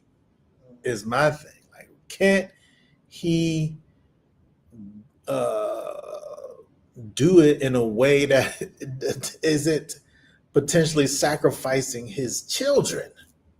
That's my point. Like, that's the part. Like, for me, it's just like, I can't. It's like Yah I has don't like understand Yah it. likely has to do some divine intervention with Esau to get Esau to not uh, kill his people. You know, because Esau's not spiritual. No, he's not spiritual Esau's not at spiritual. all. So all of those spiritual feelers, Esau might not really understand what his assignment and duty is. Mm-hmm. You know, so. He put himself in that position. He definitely, he separates them out, and then he goes first. That's why I said I like that part. That's my favorite part. That's my favorite part of it. That he himself goes out ahead Yes. and puts himself first. I love that part. I just don't like the idea of him making those moves, like the what if moves. I don't like the what if moves. Because the what if is a negative thing on part of the nation that is actually going to be in leadership positions within the people. Yes, in the future, including yes. the Messianic line. Yes, So, well, yes, but he don't know that. He don't know that. He just has this partiality thing. But it's like, we know that the scripture talks about the fact that the lamb was slain from the foundation of the earth. And so what was to be already was in the spirit world. And so because of the fact that there is kind of this disconnect, I guess, with Jacob, where the what he's looking at as being the most important, we know, because hindsight is 2020, we know that it isn't in the long run. In the short run, yes, of course, Joseph, preserves the nation. But again, that's for this generation. That's for this generation. He does a great thing for this generation that preserves the whole people. But beyond that, we know that it was the ones that Jacob had made a way to potentially be sacrificed. We know that the Messiah, we know that the priests come from that matriarchal line of Leah. And so it's so interesting, again, to see that range of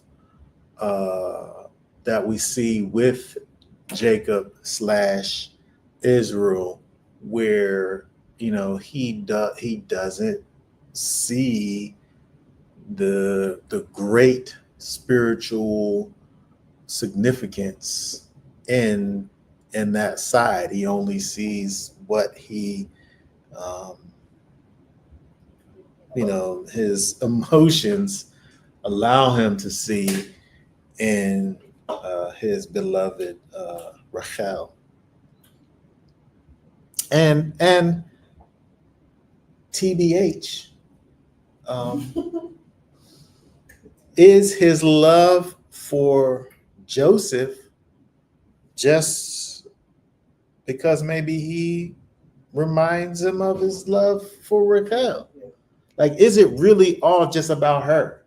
It really is. I think it is. I think it is. Anyway, I don't really know. All right. Let's see. What else we got going on here?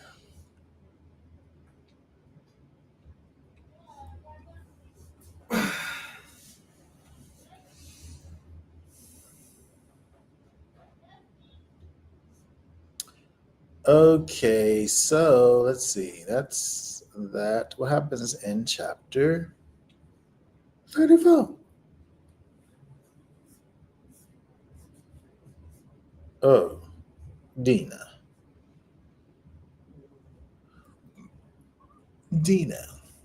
the daughter of Leah. The one thing when we think about Dinah, Genesis chapter 34, was Dinah a willing participant, or was she taken? She got sweet talked. I know, but to say that she got sweet talked was to say that she was a willing participant. Yes, I think she just we see it all the time. She got sweet talked by somebody, and I made her a willing participant. But it just was, the violation wasn't against her will, but it was against their customs. I mean, because obviously the guy actually did like her. And I think there was ulterior motives from the people, but I think the guy involved actually genuinely liked her. The other people had ulterior motives.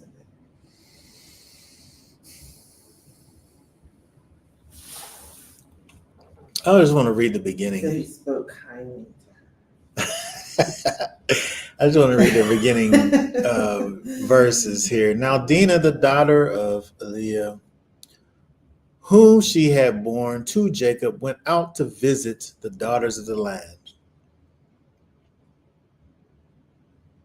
When Shechem, the son of Hamor the Hivite, the prince of the land, saw her, he took her and lay with her by force. By force. What version is this? New American Standard 95 version. Is it by force? All right, let's just stop right there because this is what I'm asking. No, that's I think because I think because if it's by force, then more power to them brothers for going and doing what they did. 100%. There's nothing else to be said about it.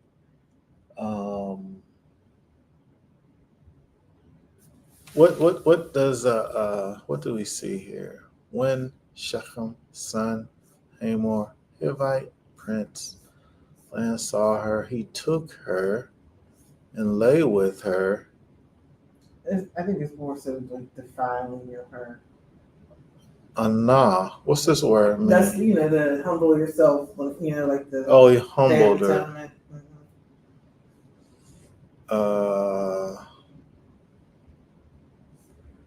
He took her and lay with her. Lakha. Mm-hmm. Okay. And lay with her and defiles her. Okay, so that's interesting. I don't know why the translator choose to use, because it could just say it took her and lay with her and defiled her. Yeah. By a simple fact of him not taking care of the proper channels, that in of itself is a defiling thing that happens. And so, but for whatever reason, let's see. If we look at, let's see. I want to see. Let's see if I go to. I'm not used to using this blue letter Bible thing. What verse is that? By force. Verse 4. Verse 4.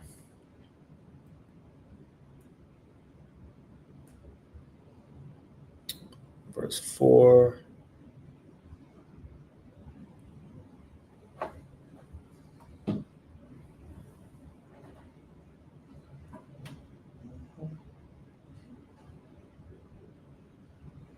For a wife. What? Hold on. That's verse 4?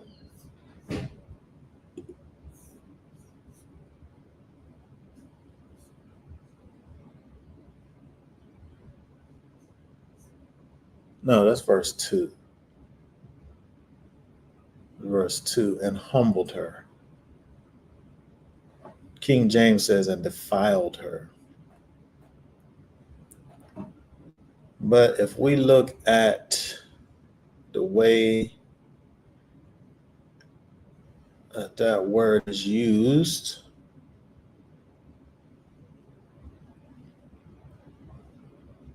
it's used in that way to mean force one other time.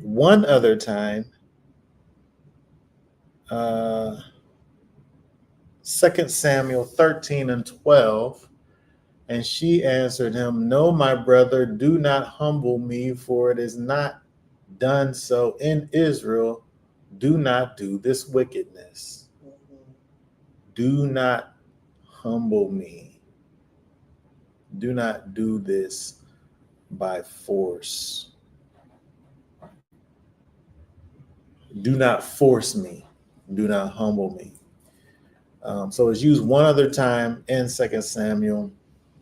But I think if we just think about it in the way of a particular act causing a particular result, the idea of force, I think, is not something that has to be there.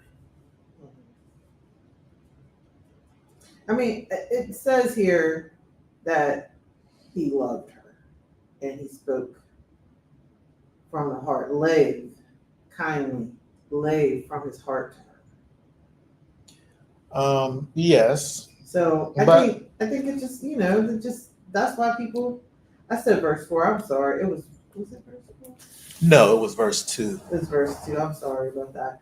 But I just seemed like he just, they was young and they just didn't do things the right way. And she shouldn't have been down with the daughters of the land. Yes, I think. Like, how did she get out of the house? I think what we have to do, I would say, is Put all this in context. Yeah. first deal with verse 1. Mm-hmm. She, Dina, went out. Why is she visiting these daughters of the land? Why is she visiting these daughters of the land? When you think about, I don't know how old she is here. She's at least old enough to be trusted to go out on her own. I don't know what that is, but whatever it typically is, that's what she is. And she's able to go out and be on her own. She, obviously, from going out, on her own, she's able to see, and I would think seek to maybe emulate these foreigners. She looks at them, whatever the things that they do, she wants to do them.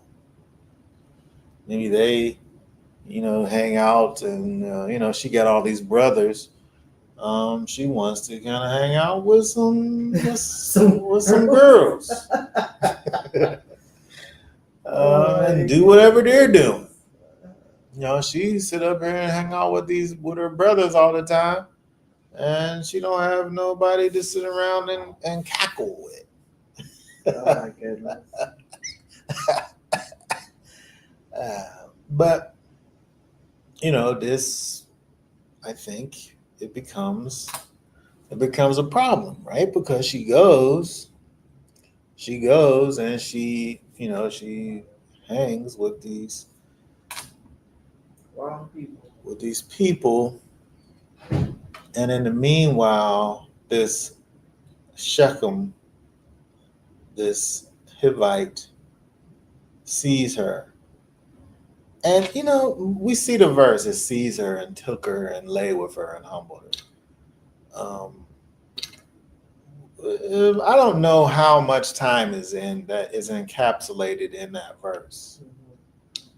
You know what I mean? It could be a long time.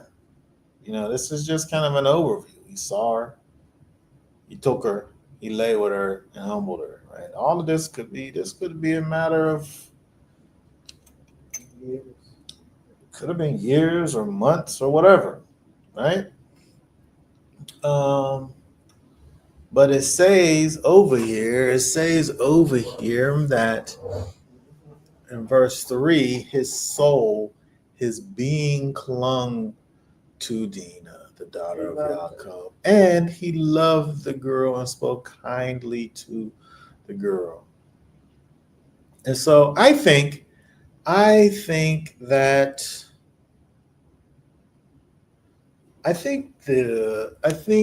the humbling, the thing that's translated as force, I think just by the simple fact of the act taking place is a matter of defilement. Yes.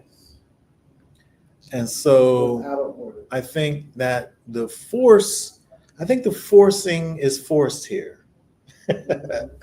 I think you don't need that aspect of this in the interpretation, because just the simple fact that this is happening outside of the proper protocols, I think is the issue. And so even if she's a willing participant, It it happened the right way. didn't go down like it was supposed to. Yes. And that's the problem. There was no, I'm saying that there was no, you have to become a wife first. Yes. And he has to talk to Jacob. And it doesn't seem like that is what happens. You're right. In fact, when we see over here in verse 4, and Shechem spoke to his father Hamor, saying, take this girl for me for a wife. But you've already took her and humbled her already. Yeah. And so this is the problem. They're off sneaking around doing whatever things that they're not supposed to be doing. And then you're going to go and talk to your father and say, take this girl from me for a wife. You should have seen her and said, oh, she's such a beautiful girl. She brings delight to my soul. Where's her daddy at? And follow the order that they would do back then. Like he didn't follow any type of any people's orders. Yeah. Like it wasn't just something that Israel did. All of those people at that time, that's what you did. If you saw a beautiful girl, you trying to figure out where her daddy is so that you can talk to him and you can say, I'd like to wed her. But they obviously didn't do that. He saw her, he took her, he lay with her. And by virtue of all of those other things, he humbled her. Yep. To me, I think that's the best way to think about that verse too. He saw her, he took her, he lay with her, and as a result of all of those things, he humbled her. I mean, and he had great emotional feelings for her. And he spoke kindly to her. But he should never have did what he did. But he's trying to make it right.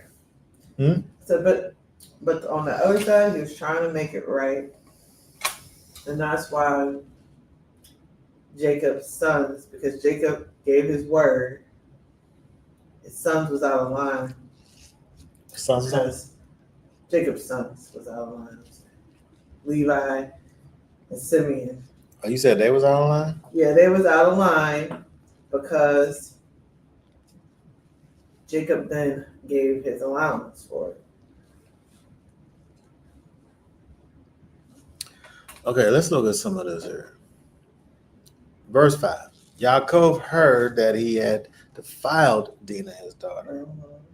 Now his sons were with his livestock in the field, so Yaakov kept silent until they came. And Hamor, the father of Shechem, went out to Yaakov to speak with him. And the sons of Yaakov came in from the field when they heard it.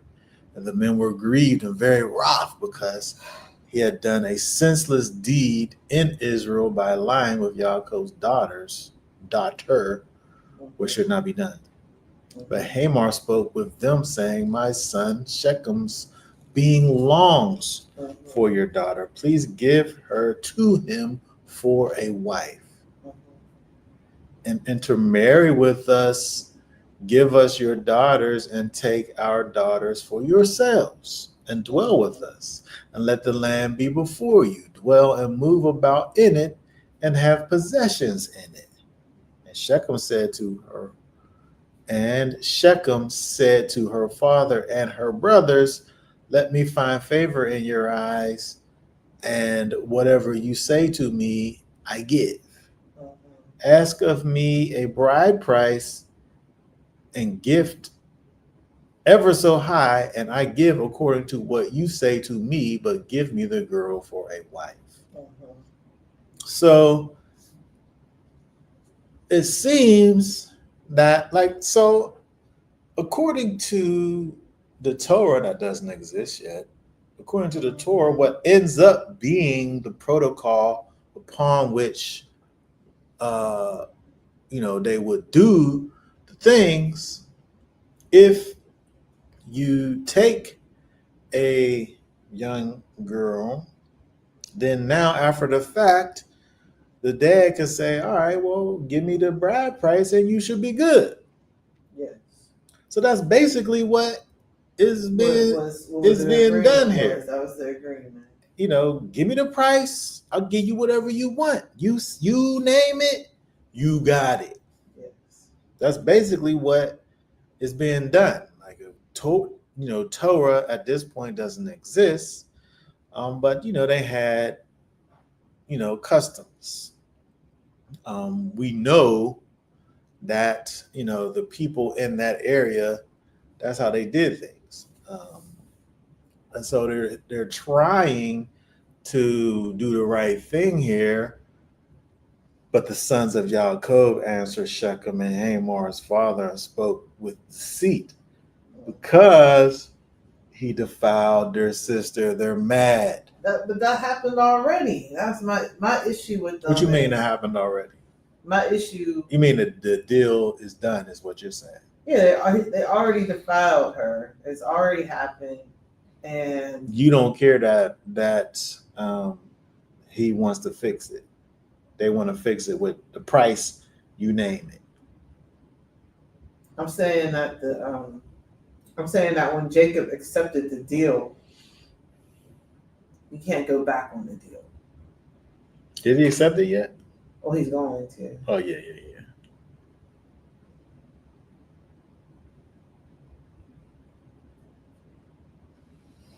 But I think that their reasoning is valid. They're saying we can't give our sister to these people. These people is some Please, I'm not even gonna say it. Some devils. No, I wasn't gonna say that. I just want to say these people is just some they some other people. Yeah. We can't. They're saying that we can't rightfully give our sister to these people, and that's gonna look bad on us. They saying they had a type of moral compass, moral standards that was saying that there's no way for this thing to be fixed. Like, you can't fix this because we handing our daughter over to these other peoples who they ain't right, I guess.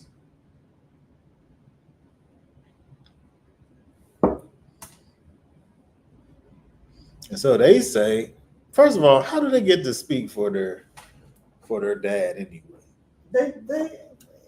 I mean, he seemed like he was pretty able to speak for himself at this point in his It life. seemed like it. He was at first, but Yeah.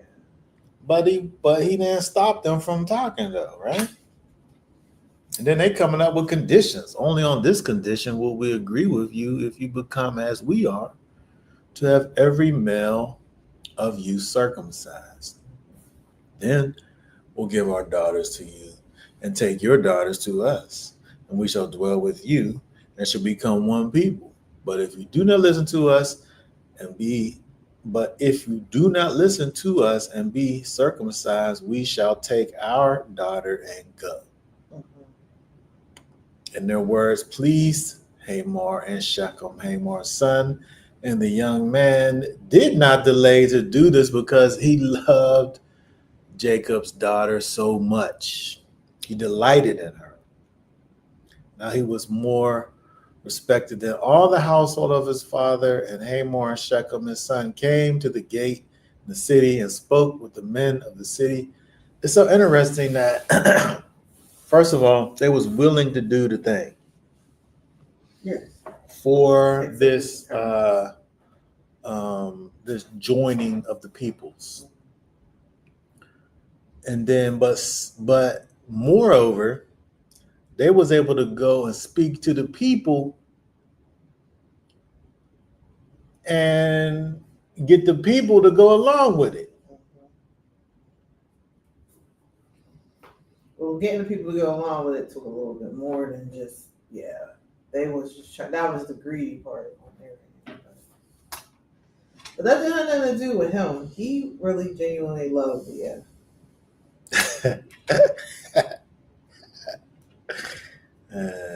I just feel like it didn't have to get to the point of joining all the people together. Like she should have been able. That's what they wanted to do. She should have been able to just be joined to him, and I guess they didn't think that was a good idea. But Jacob didn't stop his sons from doing the deal. He didn't stop them from doing the deal. And so it's so interesting because it's like, in one respect, it's like, does she need to be kind of like her dignity can't be restored just by marrying the person? I think her dignity did get restored. I think the brothers had an issue that was their own issue. Which was what? Which was they was mad about the whole situation. And they had that, like what you always say, that bloodlust. They just was ready to go ahead and kill people rather than having a conversation and working things out. But they wasn't right? No, because they made an agreement. Well, I think the agreement was never made. You saying it wasn't right because they made an agreement and then they backed out of it. Yeah. But what about the fact that they thought that unless they did what they did, their sister was going to be kind of like permanently dishonored or whatever? Well, I don't see how like they're. I'm saying like they're. They do fix the problem. It happened. Well, yeah, there wasn't. She wasn't able to like be untaken. But I mean, here's the thing. In my mind, if you kill a whole group of people, that's bringing more attention to the issue that had happened. But if they just quietly get married, not that many people even need to know exactly what happened. Like everybody's going to know, even when we're reading it right now in the Bible. To me, this is bringing out more dishonor to her than if it was just a quiet matter that got settled. You know, these settlements, it's over. You go ahead and be with him, and y'all are married. Like that seems to be the quietest way to deal with that situation. Like you go and you kill a whole group of people, everybody's gonna be like, "Oh, what happened to that group of people?" And everybody got scared of them as a result of them killing all those people.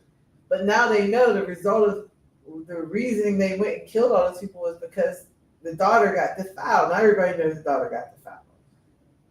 Yeah. And we're reading it about it all these years later, when it was just a quiet matter that could have just been handled quietly. Yeah, I think that when we look at Levi, Shimeon, it's what they're doing is to some degree kind of like some righteous judgment. I think the intent of what they are doing is righteous judgment. I think that it obviously there's some issues because there's deceit involved. There's there's unforgiveness involved. There's breaking of contracts. Yeah, they made an agreement. They backed out of it. I guess the only thing we see is kind of the the potential for righteous acts and justice with the brothers. They seemingly want to do what's right. They don't gain anything. They don't gain anything from what's done except for kind of the honor of their sister. It's not as if they're kind of winning or or whatever, but it really, I guess, all boils down to what they say here. But they said, should he treat our sister like a whore? They, I think, at the end of the day, only want what they feel is right for their sister. I guess the question is it really right? Couldn't it have been resolved in another way? I think yes. Again, when we look at what becomes with the Torah, if a situation as this, if this happens, there's a way to get out of it and to move forward, in it, and everything is good. That's the remedy that the people even came up with, but they weren't willing to concede to what we later learn really is a just action. The thing that they offered, because we know that really ends up being a Torah command, we know that is a just way to resolve this particular situation. Yeah. And they weren't for justice; they were for revenge. And so, it's interesting. I think that there's kind of I don't know, pros and cons and looking at it, but I think at the end of the day, we're able to say that the brothers here weren't functioning in the character of the Most High, because they lacked forgiveness. They were seeking revenge. They were unable to kind of operate in justice here. They only wanted to kill. But I think still there is something to be said here, because if we go all the way back to the beginning, the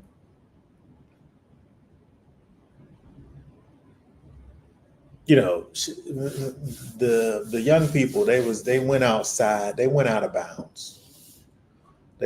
bounds. And once they did that, there was there's you can't reverse it. Like, you get to a place and their actions are irreversible. And so there's nothing that could have been done to fix the problem that they created.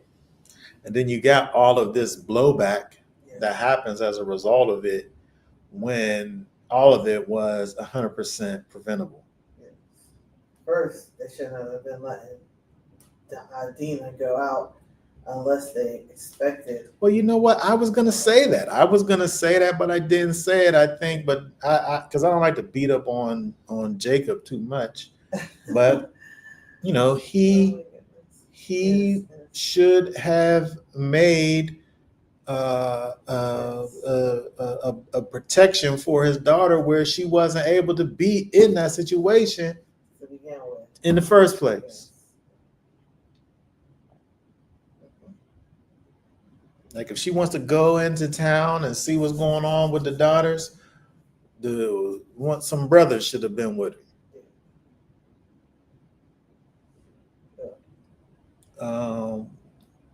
And so, we can look at the deeds of the brothers and what they did, but I think that the weakness, you got to take it one more step beyond the brothers, because Dina, she has a father, but again, once the deed is done, at that point, it's just Band-Aids, All right. Okay. All right. So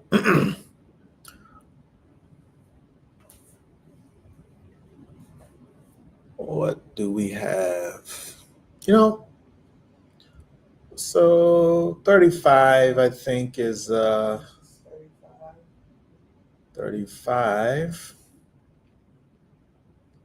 Read a little bit of Genesis 35, verse 1. Elohim said to Yaakov, arise, go up to Bethel and dwell there, and make a slaughter place there to El, who appeared to you when you fled from the face of Esau your brother. And Yaakov said to, hold on. Sorry.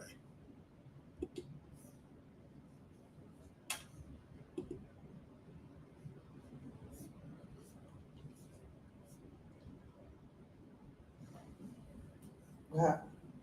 I was reading, but I didn't put it up on this. Oh, I actually had it up on my tablet, so I didn't. Yeah. Okay, verse 2. So Jacob said to his household and to all who were with him, put away the foreign gods which are among you, and purify yourselves and change your garments.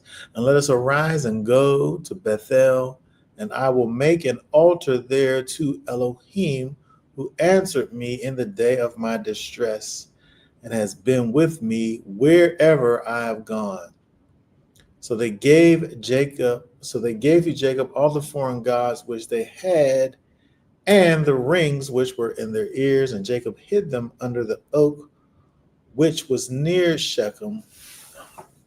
What are they doing with these things anyway? What are they doing with these things at this point in the game anyway? It's so interesting because when we look at Jacob, and again, I think that when we look at Jacob, Israel at this point, again, Torah doesn't exist. A people called Israel doesn't exist. We just have the man Israel and his family. Their standard of righteousness is something that has been passed down from father to son at this point, which is not codified. We see that based on what we just looked at in the previous chapter. There's not a codified set of standards, because Simeon, Levi thought that one thing was supposed to happen, and Jacob / Israel thought that another thing was sufficient. Um, there's a type of righteousness. There's a type of Torah that exists, but it's something that isn't set in stone, pun intended. But I would think that the idea of idols, though, would be something that at this point is off limits. Yeah. I would think. And so why then, when we look over here at verse 2, Yaakov said to his household and to all who were with him, put away the foreign mighty ones that are among you, and cleanse yourselves and cleanse your garments. Why are we dealing with this at this point in the game?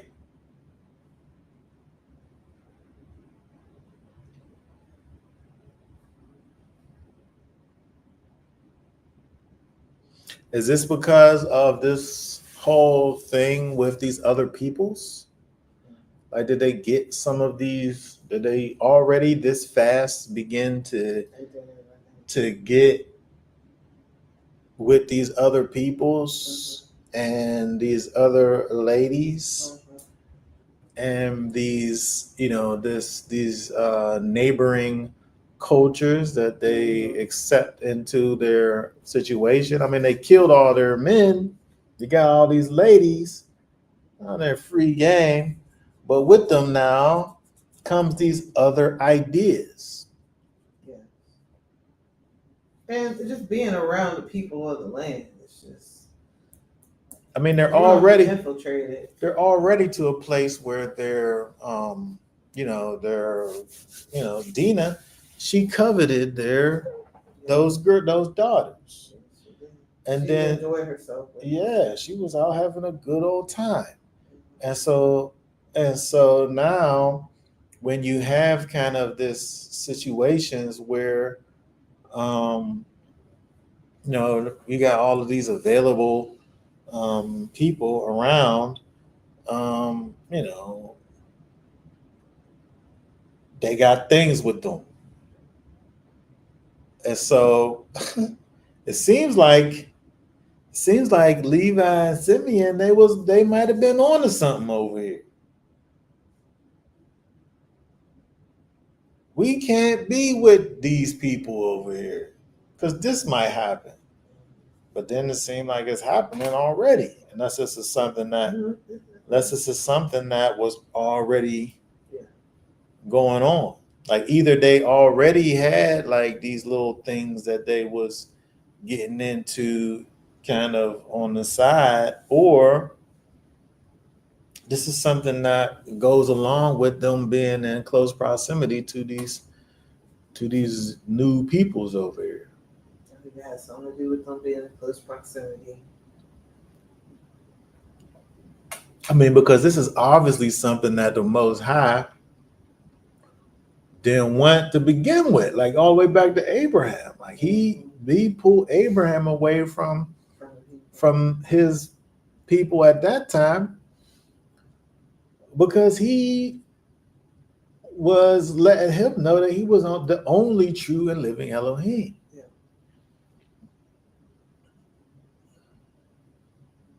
And so here Jacob is having to say to his household, put away the foreign mighty ones that are among you and cleanse yourselves and change your clothes.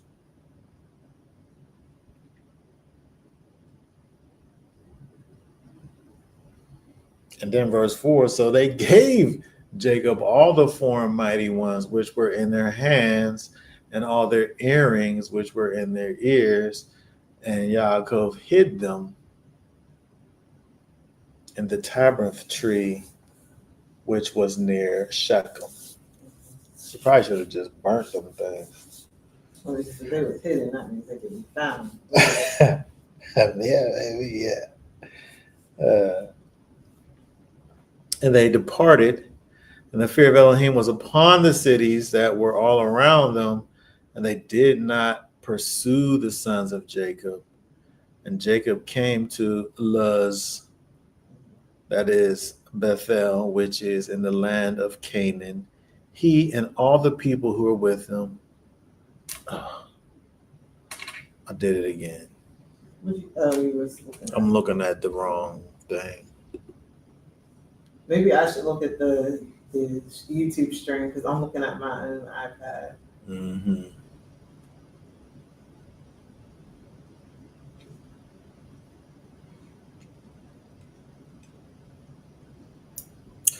All right, let's drop down to verse 9. And Elohim appeared to Jacob again when he came to Padan Aram, and he blessed him. And Elohim said to him, your name is Jacob. You shall no longer be called Jacob, but Israel shall be your name. Thus he called him Israel. And Elohim also said to him, I am Elohim Almighty. I am El Shaddai. Be fruitful and multiply. A nation and a company of nations shall come from you, and kings shall come forth from you. The land which I gave to Abraham and Isaac, I give to you, and I will give the land to your descendants after you. Then Elohim went up from him in the place where he had spoken with him. And Jacob set up a pillar in the place where he had spoken with him, a pillar of stone, and he poured out a drink offering on it. He also poured oil on it. And Jacob named the place where Elohim had spoken with him Bethel. And so, again, we see this situation where the Most High comes and he deals with Jacob personally. He comes and talks with him. He comes and officially changes his name. It says, this is who you are. This is your name. In spite of whatever it is that is going on with you, because of the promise that I made with Abraham, this is the blessing that you are going to receive.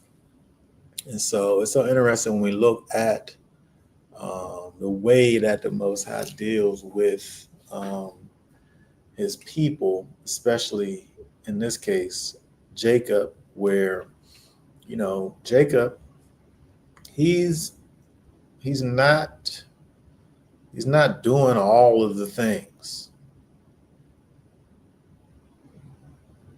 right? He's not the perfect example of rightness. He's out here making mistakes.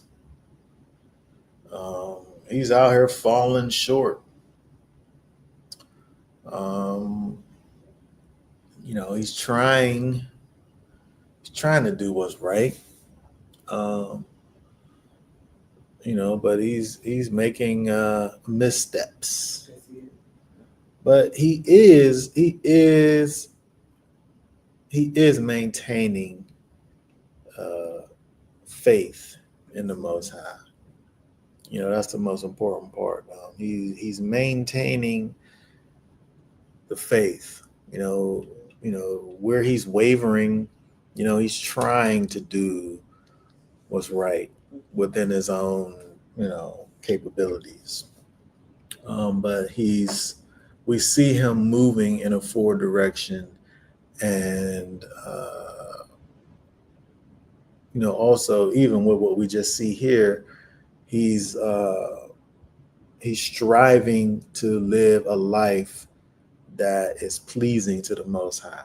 If he sees this thing going on where it becomes necessary for him to say, get these idols out of here, he must have seen something in order to even have that be something that he says, right?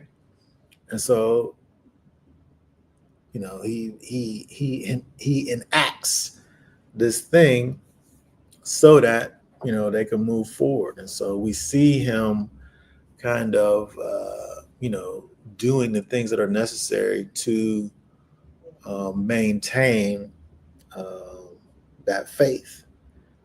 He's and the Most High again, comes and deals with him. And he gives him, he kind of repeats this the covenant. He's kind of restating it, the covenant that he made with Abraham, the covenant that he made with Isaac. He's restating it and saying it to Jacob. And so, he's continuing on this thing, this promise that was given. And Jacob is, he's doing his part, the best that he can. So they go, and again, he has this so interesting that we continue to see the Most High coming and dealing with Jacob, Israel. They have these interactions, and then he names the place.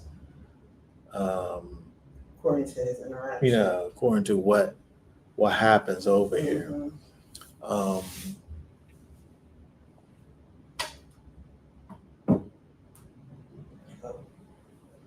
All right, so the last part of this chapter here is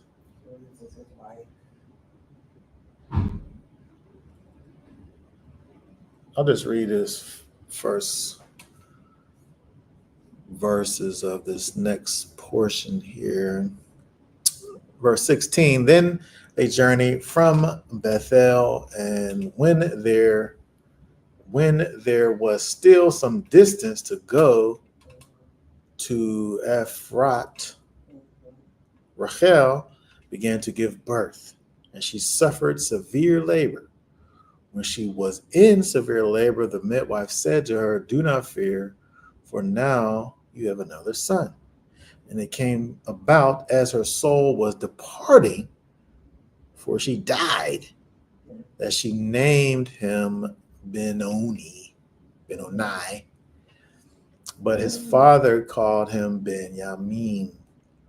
So Rachel died and was buried on the way to Ephrat, that is Bethlehem. Jacob set up a pillar over her grave. That is the pillar of Rachel's grave to this day.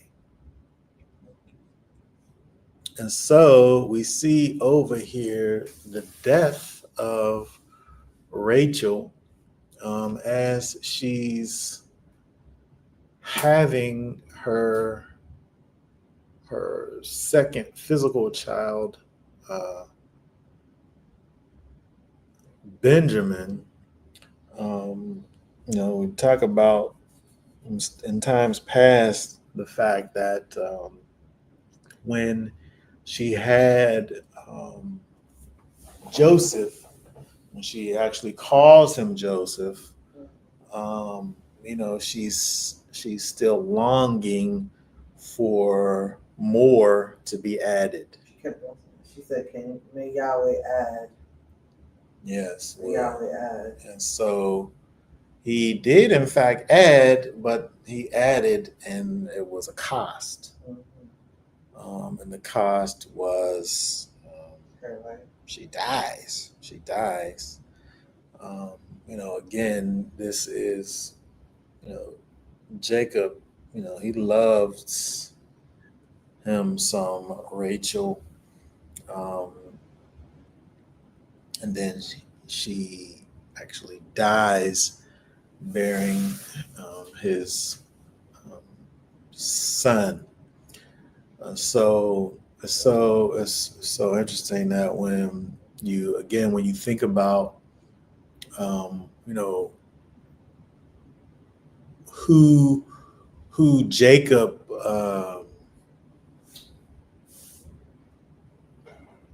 who he loved the most, um, and the partiality that he had, it's almost as if the Most High, it's almost as if he he punishes him,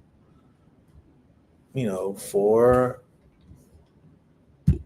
this partiality that he has. He put so much. Um, he loved Rachel so much. The thing that he loved the most is the thing that the most I took away.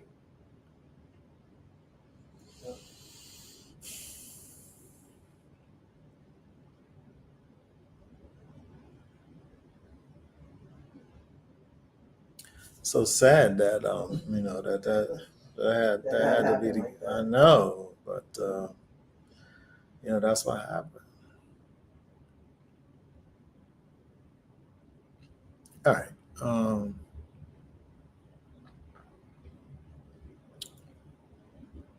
right. Well, you want to talk about the rest of this? You want me, or what you think? Time is it? We've probably been on long enough. I think we'll go ahead and be done for now, talking about this wonderful Torah portion from this wonderful location, where just as for us, the Shabbat is nearing a close. So is our wonderful trip to Africa, Ghana specifically. Will y'all willing on? Hold on. Oh yeah, we'll be back on next Shabbat, back home. So y'all willing, we'll be able to stream again as usual at 1 o'clock. Yes. Many people who usually watch our streams will probably getting ready to start watching it now when we're about done. Yeah.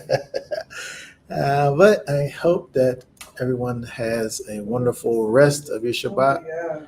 And again, we'll say for now, Shabbat shalom. Shabbat shalom.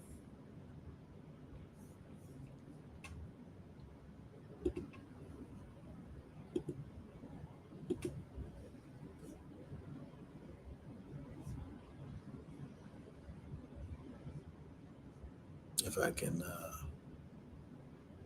say Shabbat shalom.